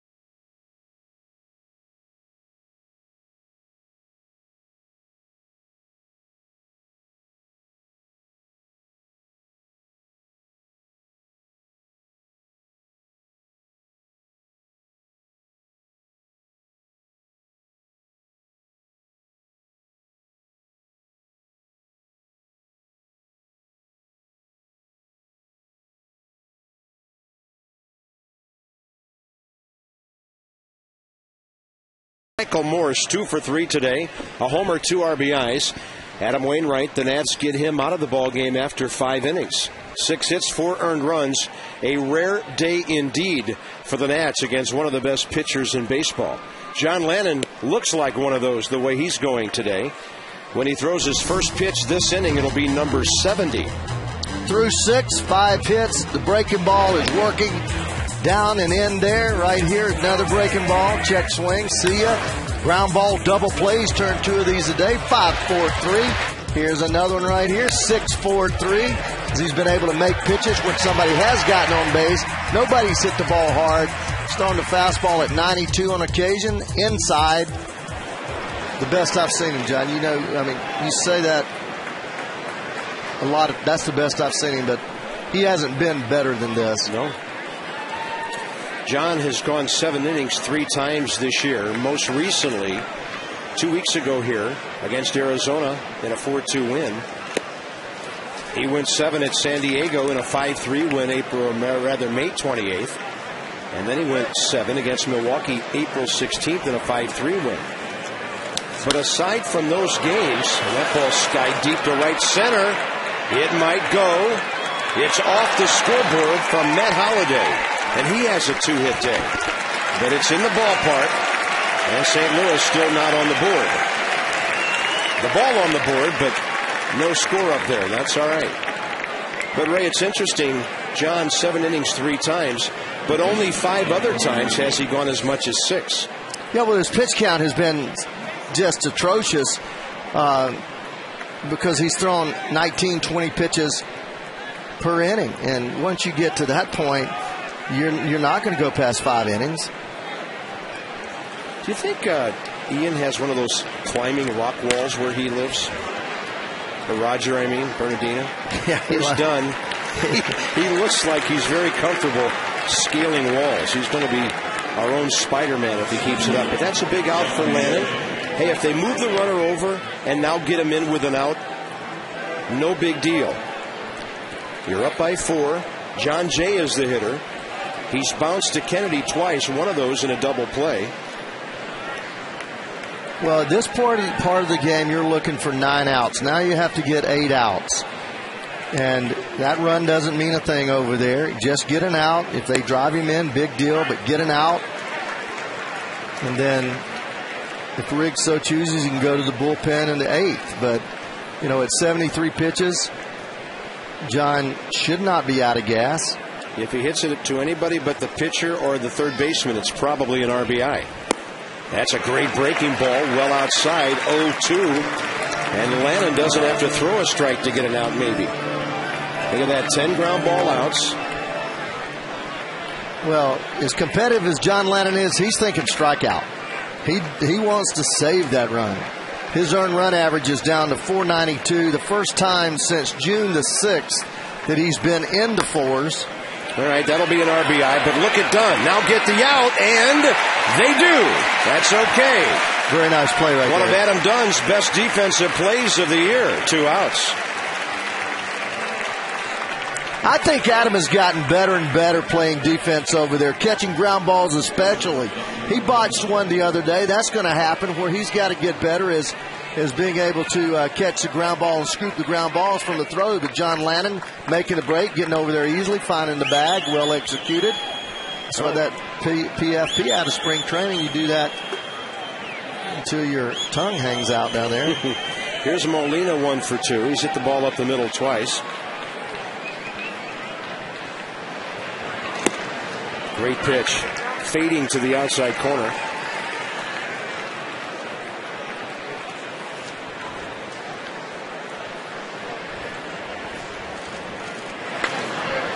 Now he goes after Molina. First one was mid-80s, that one 92. And in his years as a Nat, and John's debut goes back to 07. This is about as hard as we've seen him throw. It is. It is. Catch a foul ball will find you even if you're rooting for the other team. There's been several games that he has tried to depend on that sinker, which he throws at 87, 88, and predominantly threw it the entire game. Well, they tried to jam Molina, but John didn't get it in far enough. 0-2 pitch. Looking to bury him inside. Joel Peralta running if needed. Well, number 8 hitter Brendan Ryan for St. Louis now, and nobody in the on-deck circle yet. Both of these balls have been squared. The ball that Holiday hit was squared. That ball was squared. We're going to send out Steve McCaddy and have a little talk. I'd like to get through this inning and give it to the bullpen for the 8th and 9th.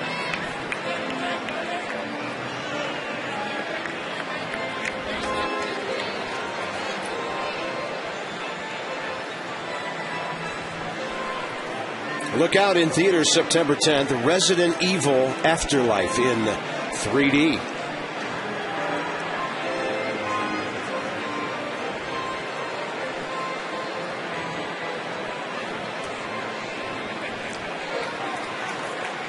And Tony La Russa, of course, the master of the decoy, just sent Fernando Salas to the on-deck circle. Yeah, I believe what Riggs is thinking here is if he does not get Ryan, you end up putting a pinch hitter in that spot, which he will. You can't allow John to go out there with a chance to let them tie the game up, especially if this kid hits the ball hard off of him. And that bounces. Good play. And then the ejection of the mask by Will Nieves. But I see a little change in his stuff. He was dominant. Now he's throwing the ball, bouncing it. The balls that he threw to Holiday right down the middle of the plate, the ball that he threw to Molina, center cut. And that's, managers look for a little change. And even though the pitch count is only at 79, it's also a very hot, humid day. And, you know, we used to never say that, though. You know what? Yep. Now we say it all the time. It's hot and humid. That's the way we wanted it. Baseball weather. Yeah. But he's leaving his fastball up a little bit. So legs maybe starting to tire. Just now at 80 pitches, John Lennon. This will be his last hitter if he gets on base. And if he retires him, probably the same. You'd have 6 outs left for the bullpen. Yeah. Fresh arms, fresh legs. Sean Burnett, inning in 2/3 scoreless last night, joining Peralta, who closed out the ball game last evening. And a 2-1 to Ryan.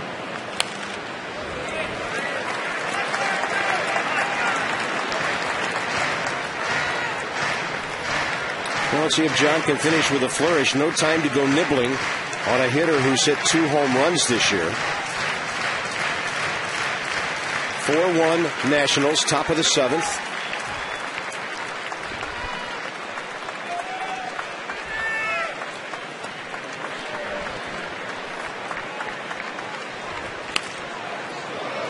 That ball so far inside, he hit it at a 90-degree angle to the left.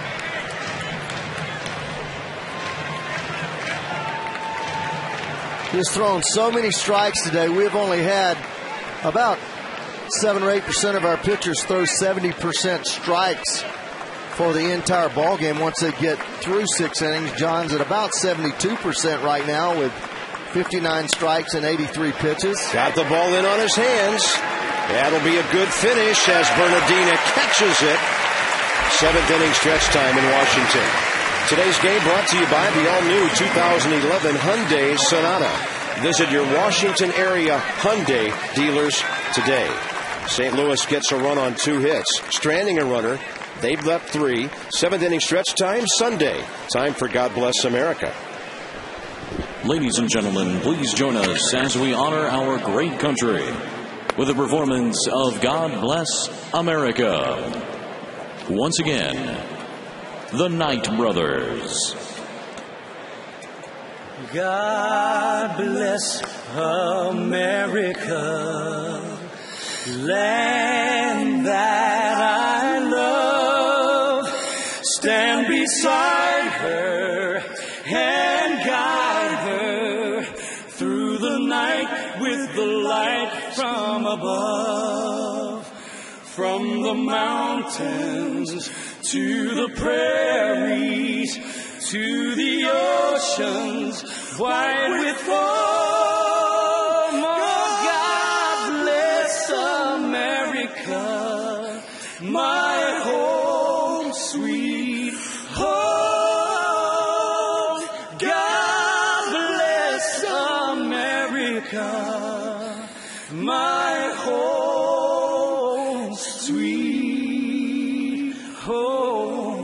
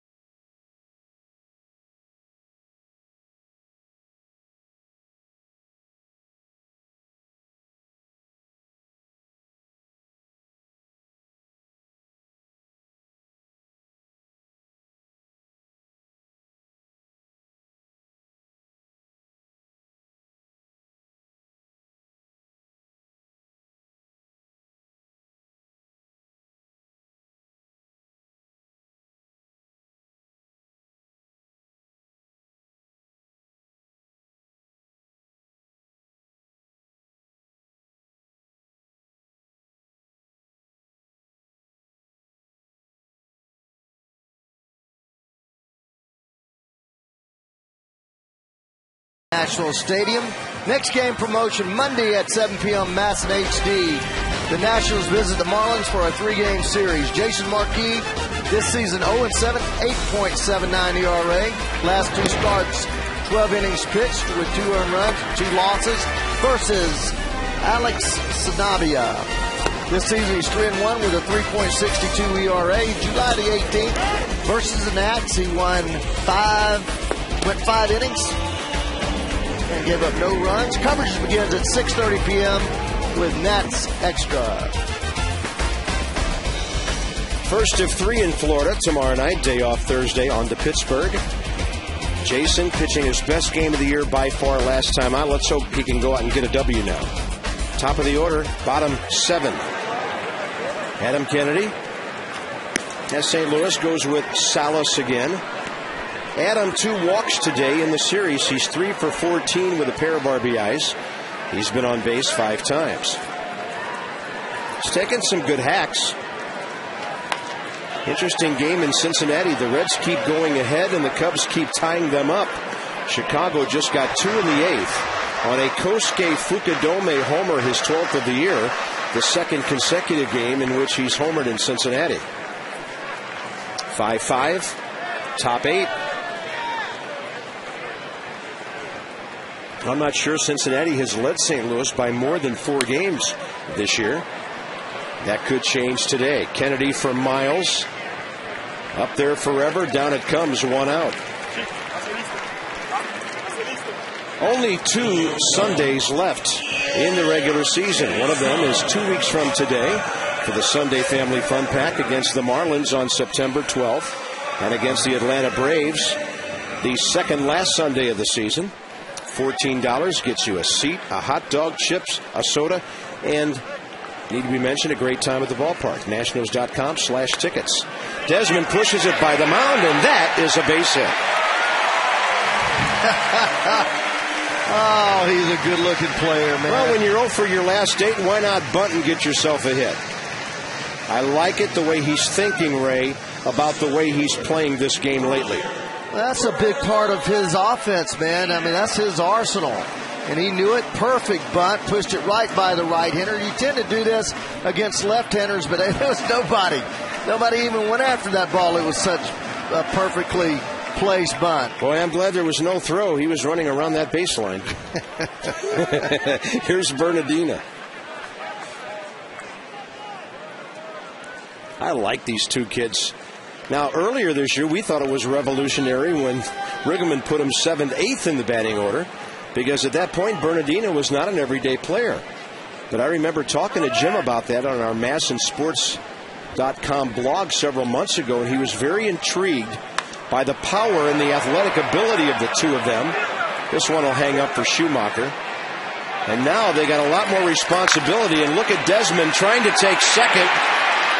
He knocks over Brendan Ryan, and he's out.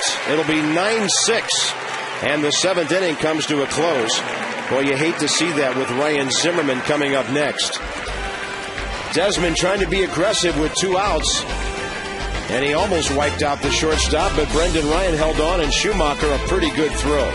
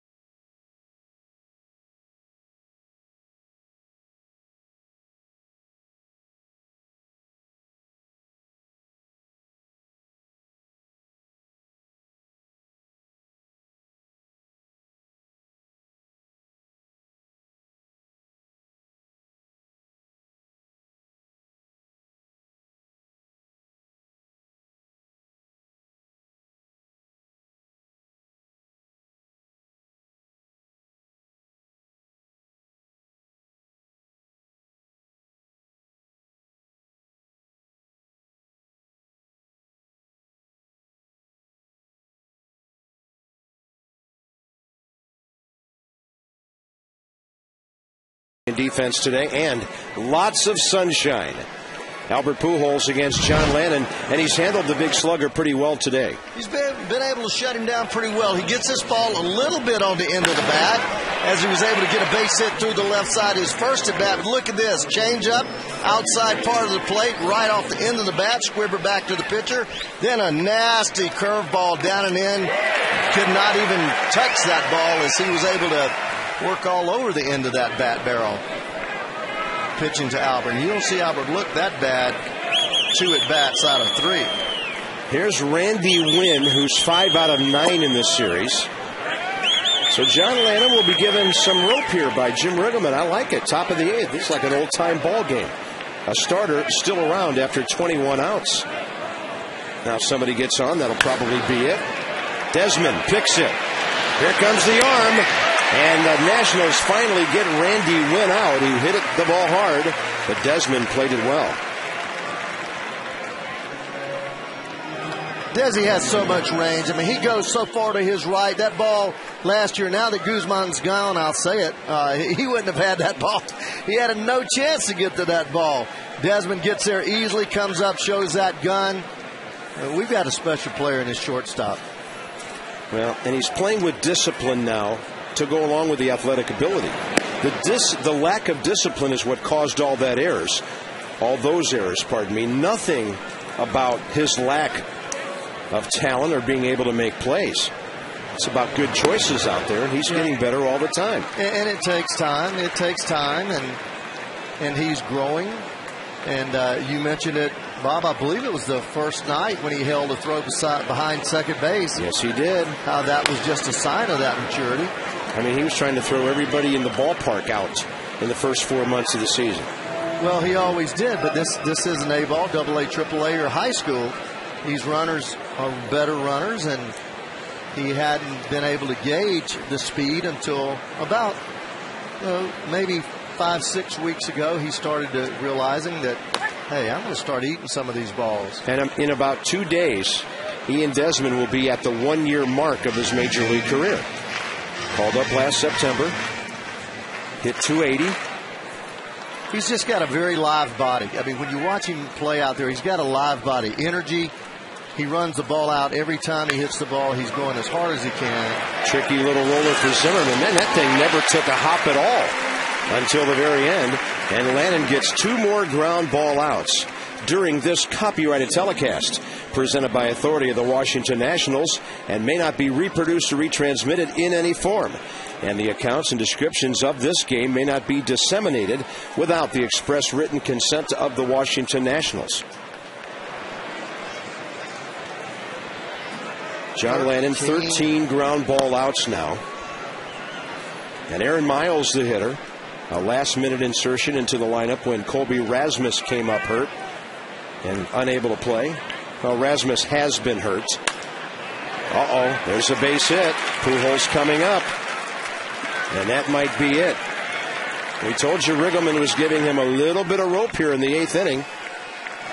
And here comes the manager. He'll make a double switch, and John Lannon's done after 7 2/3, his longest outing of the year. Pujols can't tie the game, but Jim Riggleman's not comfortable with it being 4-2 or 4-3 either. Get ready for a nice ovation. The Nationals pitchers have not been very durable this year, but John Lannon on a hot day sure was today.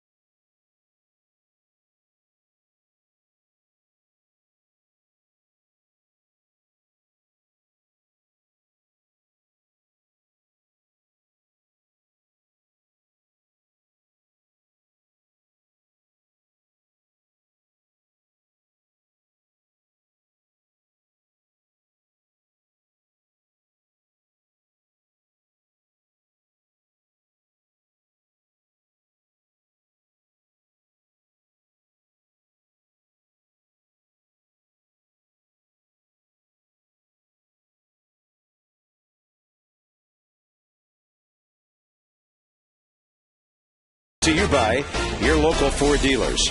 Your local Ford dealer invites you to experience Ford like never before. Ford, drive one. Drive one around the monument, the reflecting pool, the Lincoln Memorial. It's a beautiful day in Washington, D.C. Down here in Southeast, Alberto Gonzalez will take over at second base in the 8th. Double switch, Adam Dunn gone. Adam Kennedy's over at first, and here's Drew Storn against Albert Pujols.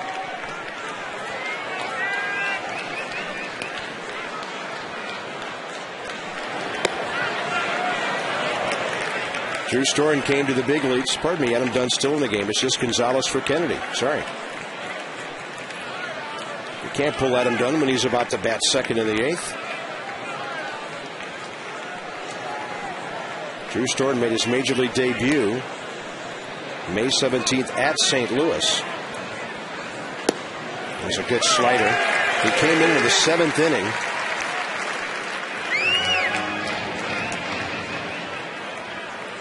And struck out Matt Holliday. Never did face Pujols in that game. Came close.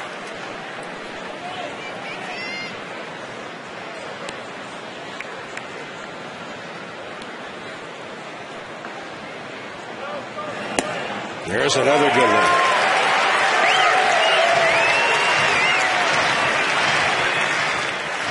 That is some kind of number for a rookie. That might be the statistic of the year for this pitching staff. Yeah, that's some kind of number for a 15-year veteran. 1-2 to Pujols in a 3-run game.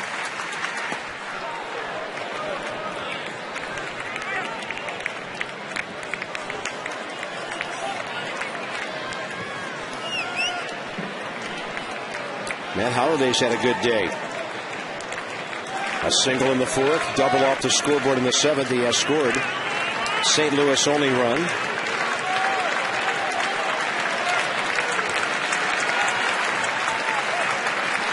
Two-two pitch.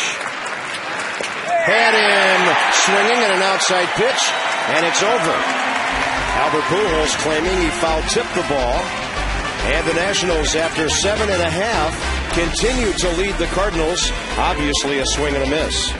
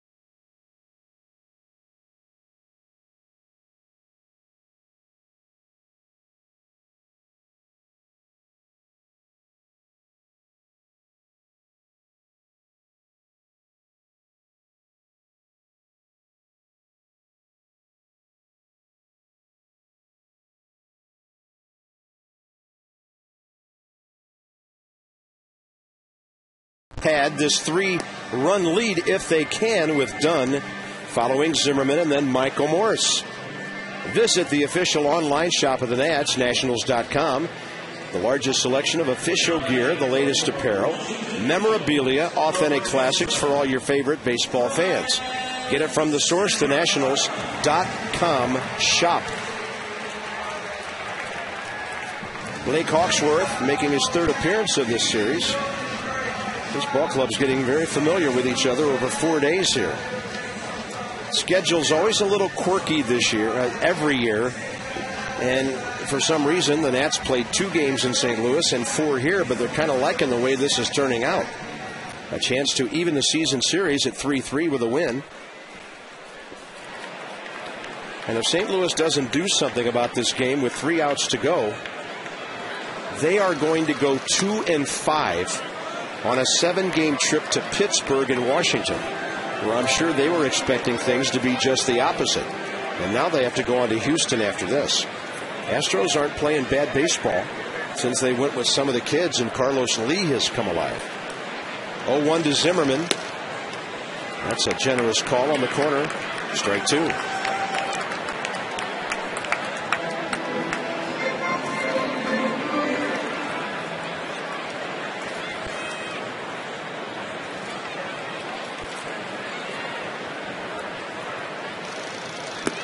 Then he goes with the soft breaking ball. Well, Cincinnati gets the seesaw back in their favor. They just scored a run, bottom of the 8th. They're batting with 2 men on, first and third, 1 out, and now leading Chicago 6-5.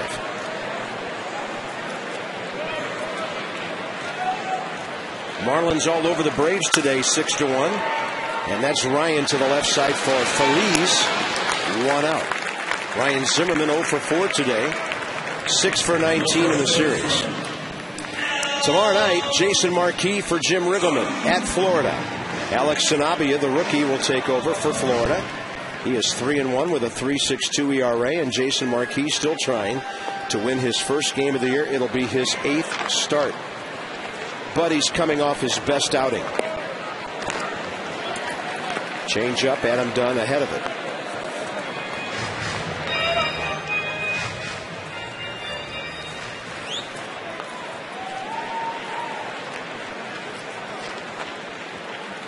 Dunn 2 for 3 in terms of getting on base today. That'll add to his on base percentage. Starting the day at .353, he has singled, walked, and scored twice. He was Adam Wainwright's final strikeout victim back in the 5th. You know, you'd mentioned the schedule, Bob. The Cardinals have fallen 2 games back in that wild card race, but the schedule really favors them down the stretch in October. And they're good at home. And they play their last 7 games at home against Colorado and Pittsburgh. And they play Pittsburgh and Chicago just prior to that. So they've got 13 ball games against clubs that are way below 500, and then their last 7's at home. So they have the 4th most wins at home in the league, 41. Colorado has 42, as do the Phillies, and the Braves are 45 and 18 at home. Now the Cards have a chance the last week. Dunn rocks one to right, and a 2-hit, 3-time on base day for Adam Dunn. He's back on top. Yes, he is, and in the series now, Adam will be 5 for 13. Here's our kinetic pitch track. Kinetic on the pitch track, that's right. Fastball out away from him. I can tell you that's where he loves the ball right there. If you folks at home want to know what Adam Dunn crushes, that pitch right there, out away from him, a little up in the strike zone. And Maxwell will pinch run for him now. That'll help Jim Riggleman set up his defense. Kinetic, North America, providing world-class technology to our national and Homeland Security customers. They bring us our pitch track.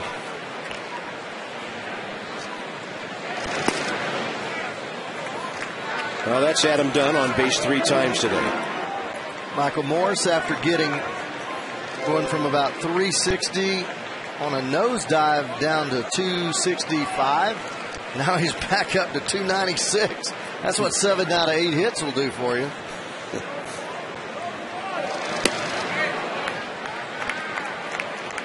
And he lined out last time to center, not like he popped up or struck out to end that 7 consecutive hit streak.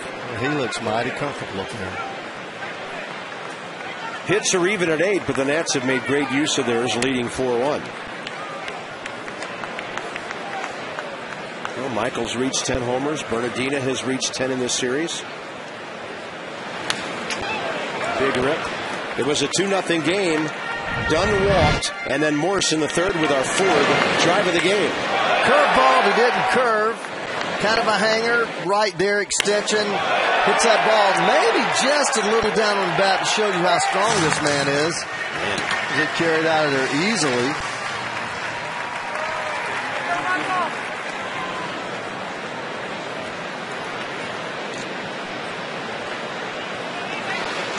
And the Nats could do something with the runner. Maxwell extremely fast. He's 4 for 5 in limited action this year. But you're dealing with Yadier Molina, who's thrown out 42% from behind home plate.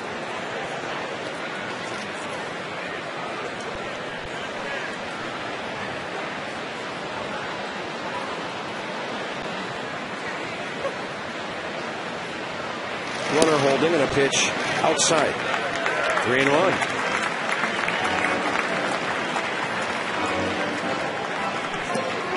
Willie Harris, a hitless day. Good time to move the runner here. You've got a 3-run lead. There's really nothing negative about it. Can't pitch out. Throws a fastball. He might hit it in the gap. Good time to run. Yeah, they don't want to walk him. He's going. And Morse will drive it foul.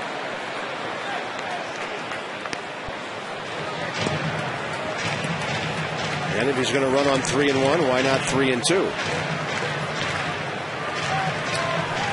Another homestand coming up a week from Monday. It'll be Labor Day, and the Mets will be here for 3. And then the Marlins come in. Pretty much back to divisional play the rest of the way after next weekend in Pittsburgh.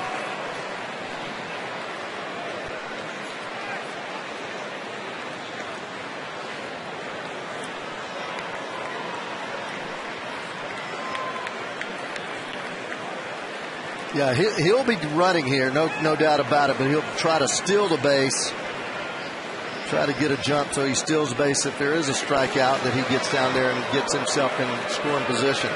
Looks like he's got Hawksworth pretty much timed over there, so he's getting back easily. Got a huge lead. Yeah, 1 foot even with the front cut of that grass. 3-2 with 1 out to a hot hitter. Runner is going, and Moore strikes out. Molina no chance from his knees. And Maxwell does steal his 5th of the year, 2 outs. I didn't think he was going to be able to throw him out. Great jump. Great jump. Gets down there, looks back, but already on the ground to the bag. Slider down. Tough pitch to handle, tough pitch to make contact. Molina, as you say, on the ground. Maxwell in there safely. Scoring position with 2 outs for Willie Harris, who's driven in 27 runs, and 5 of them have come in this series.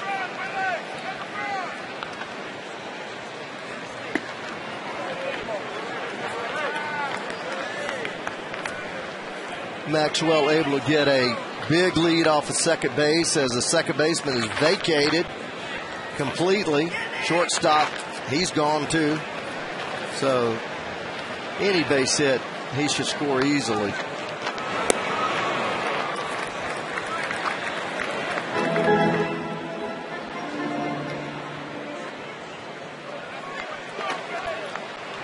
This is what you call vacated. Second baseman way over here, shortstop way over here. He can get out here with his lead and score on anything. Well, Willie's already grounded one between the pitcher and the second baseman in this series for an RBI with a defense like this.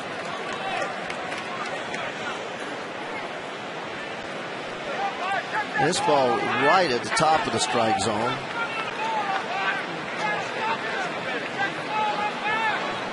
One and 2 to Willie Harris.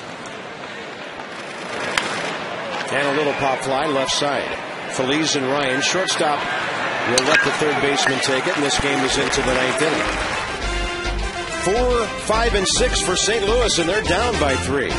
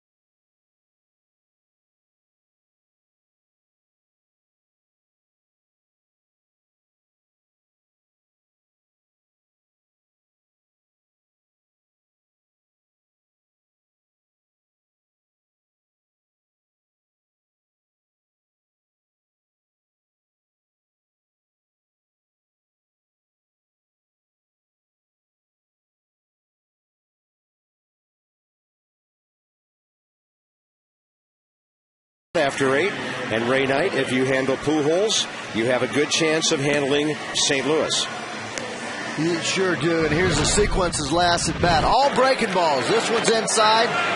Comes back with another one right there in the middle of the strike zone. Another one right at the top of the strike zone. Another one down in the dirt. And the last one buried. Chases. 5 sliders.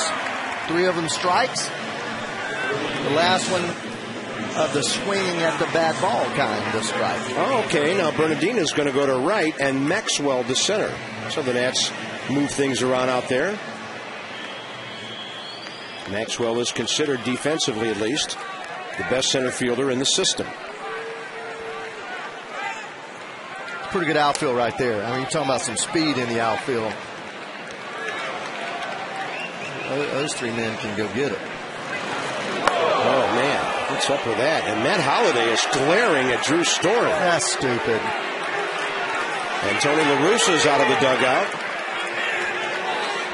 Why would they think that's intentional in the 9th inning of a relatively close game? That isn't going to happen. La Russa wants Storen thrown out of the game. That's what he's trying to get. That is not going to happen. They don't have a history. I don't know of a history. They ain't not been around long enough. And the fact is, you don't throw at a hitter when the ball game's in balance. If you were mad at him for some reason, if there was something going on, you wait till it doesn't matter. You don't, there's no way. That ball just got away from him. I know Drew, and here's Joe West. He's got to get in the middle of everything. Yeah, Tony just needs to get back in the dugout here. I mean, he knows good and well that that's not. Drew Storen hit a batter in his major league debut on May 17th, and that was Ryan Ludwig. But he's not stupid. This is one of the smartest guys in the game right here. He knows what this run means. You can't start stacking runners on the base. So, well, and Ray, I can tell you there's some frustration on the St. Louis side. This is not a good road trip for them. One of their announcers last Sunday said they were going to Pittsburgh to play the pathetic Pirates. Uh-oh. Now, if Joe West throws out Drew Storen here, this will be a manager manipulating an umpire. Well, I'll tell you what. If he throws him out here, he's stupid. He's stupid. I don't care. You cannot assume that in a ball game like this. So now we have 4 players, or 4 umpires gathering to read the mind of a pitcher. Well, you know what? I remember Storen hitting him in the hand the other night. But that's because he's trying to pitch him inside. Yeah, that's true. That didn't happen. And so, but, I can understand a hitter reacting. I'm telling you, if they throw him out, they're going to issue warnings. And Tony's not going to like that. And, of course, Joe West is the umpire who's all for speeding up the game. Yeah. This is where the game has gotten to me. I mean, it makes me sick. It makes me sick to see the umpires. I mean, let the guys play. If he hits him, he hits him. If they got to do something about it, let them take it up some other down the line. Good gracious. And if you want to go get him, go get him. You're going to stand up there and yell at him, go get him.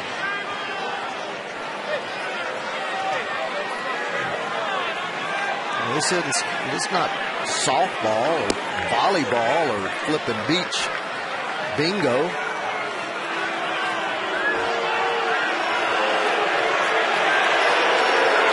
And the other, and now you have a pitcher who's standing around for 5 minutes too. Well, this is also one of Tony's ways to get the opposition riled up and hope that something changes. He's got all kinds of little games he plays out there, just like with the lineup not being changed until the last minute. And he's been renowned for doing that, knowing that there's going to be a change hour before the game gets underway and not reporting it until the last minute. Now Jim Riggleman is talking to Angel Hernandez. And if Joe West wants to be the crew chief that he says he is, this is what he says to the manager. We've made our decision. You got 10 seconds to get away from me. Right, Bob. Go ahead. That's what Doug Harvey used to do. Yeah. And if you didn't go, he would run you. If you went, you stayed in the game. Yeah, get in the dugout. I mean, we're not sure what's going on with this pitch. And Matt Holliday, of course, really glaring that, the pitch didn't hit him, but it was behind him. Hey, if you're going to throw people sliders, you're going to throw them fastballs in. You know, I don't know what people are thinking, but I just know, looking at the situation, he did not throw in.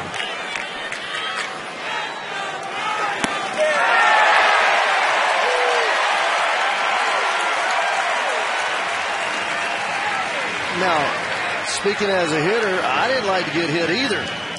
I mean, he missed a game because of that hit on the wrist, and then the next time he faces him, he throws one behind him. So, I mean, it makes you pause and think, what is this guy thinking?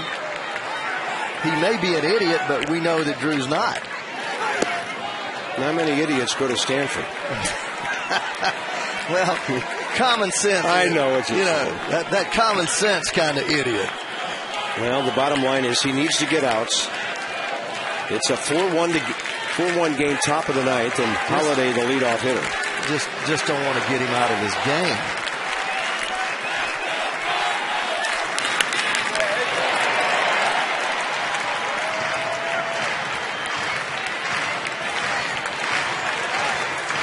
And of course, a lot of emotions running high with this St. Louis club since that big battle in Cincinnati a couple of weeks ago. But again, they're about to go 2-5 on a road trip to two cities where, honestly, contending teams expect to go and win, Pittsburgh and here.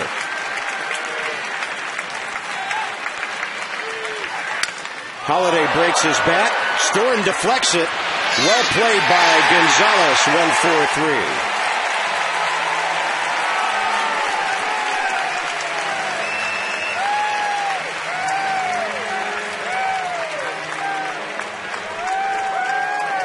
He throws some juice inside. Matt Holliday's so mad he's seeing nothing but fire. Swings at one up around his chest. Breaks everything but his fingers. That bat shattered. And I watched Matt Holliday run all the way across the field, and he never looked out there. So very professional in that response. Yeah, and then sometimes when guys run past the mound after a play like that, something can still happen.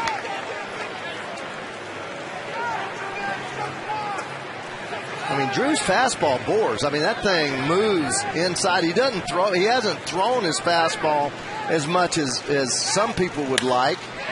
That ball hit out to left by Feliz. Willie Harris at the wall. It's into the bullpen. And it's a good thing Drew Storen retired Matt Holliday. That's Pedro Feliz's first homer as a St. Louis Cardinal, and it's a 4-2 game. I think Willie Harris thought he was going to catch that ball. Yeah, he got until the bitter end. He got back there, and this is a fastball, middle up, and he just ready, jumped all over that thing. Look at this effort here. I mean, just from that angle, just looked like he missed it. He was there, didn't let himself get into the wall. He was actually making a good leap out away from the wall. Look how he gets back here, finds a warning track, leaps away from there. Just. And here's John Jay, who has homered in this series. That's a good slider to the left-handed batter, strike two. There's a lot of psychology in this game, and some of the great managers use every bit of it that they can to disrupt rhythm and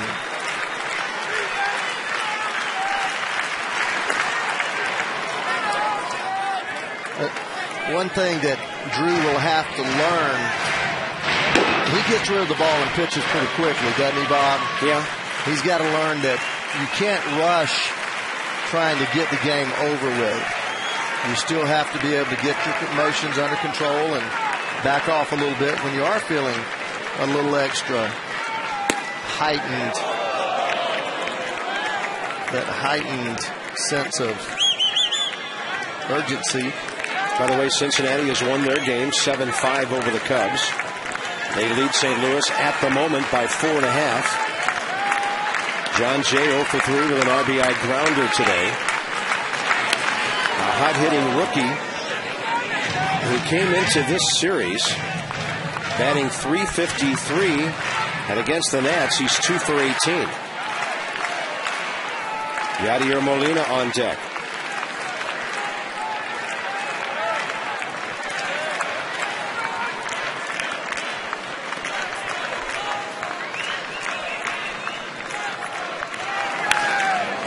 reaching again. 97. Think he's fired up, buddy? Just keep the command of the strike zone, that's all.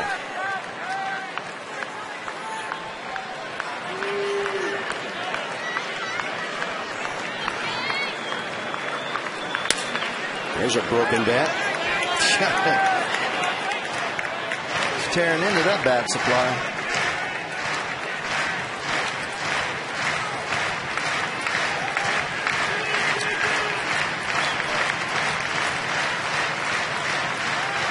Willie-Davis slowing it down for Drew Storn a bit. Not to be forgotten the job Nieves did behind the plate today with John Lannon.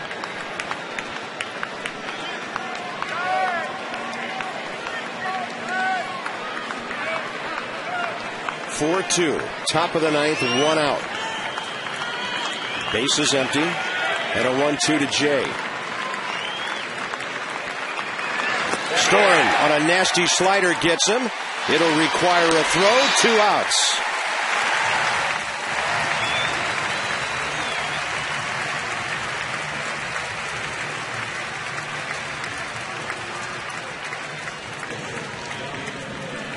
Another slider right on top of it. They just can't see the spin of that slider. It's so tight. They're swinging at it like it's a fastball, and it's bouncing at about 59 feet. 24,782 here today. And the Nats are 1 out away from a really nice series win. Molina 2 for 3 with a pair of singles.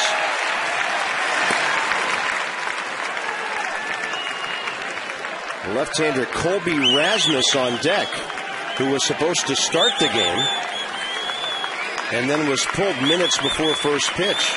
That's why Sean Burnett's warming up. And the count's even 1-1.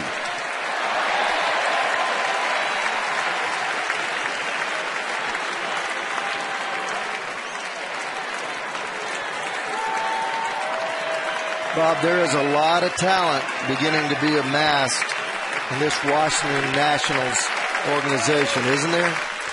Some of these young guys pretty exciting to watch. That's a front door. I don't know if that's a slider or didn't cut or rather break as much, almost appeared to be a cutter. That's the slider. He just didn't get a lot of break on it. Just didn't finish it. And a 2-1 to Molina. Out to short. Desmond can't get it. And St. Louis will have the tying run on with a left-handed batter. And will Jim Riggleman bring in Sean Burnett?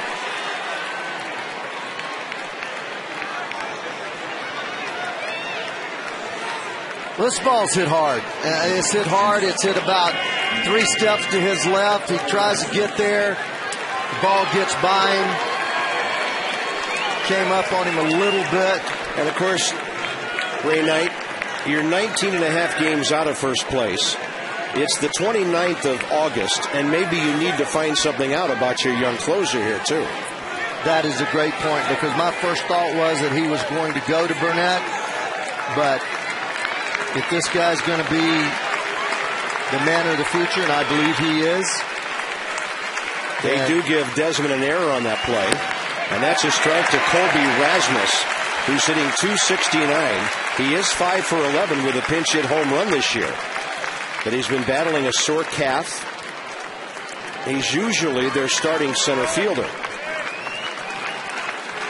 And you've got to give Jim Riggleman a lot of credit to make this move right here, because he's managing for the ball club instead of himself. He's thinking, you know, his team struggle. I heard earlier that they had renewed his contract, but then I heard that it hadn't been and that it would be done later. But he's done a great job with his ball club. 1 ball, 1 strike.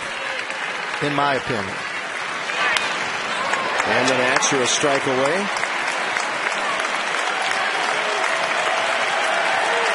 That's a tough error there. He played that ball funny, but that ball was scalded, wasn't it, Bob? Yeah, it hit really hard. And not right at him.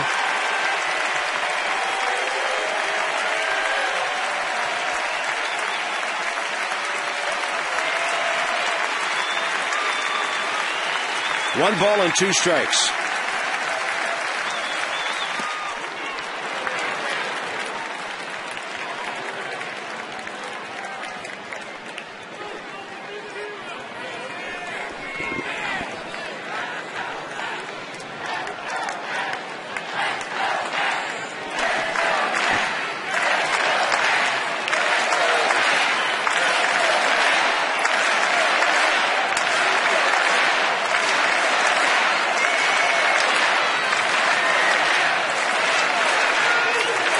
And a 2-2 pitch coming.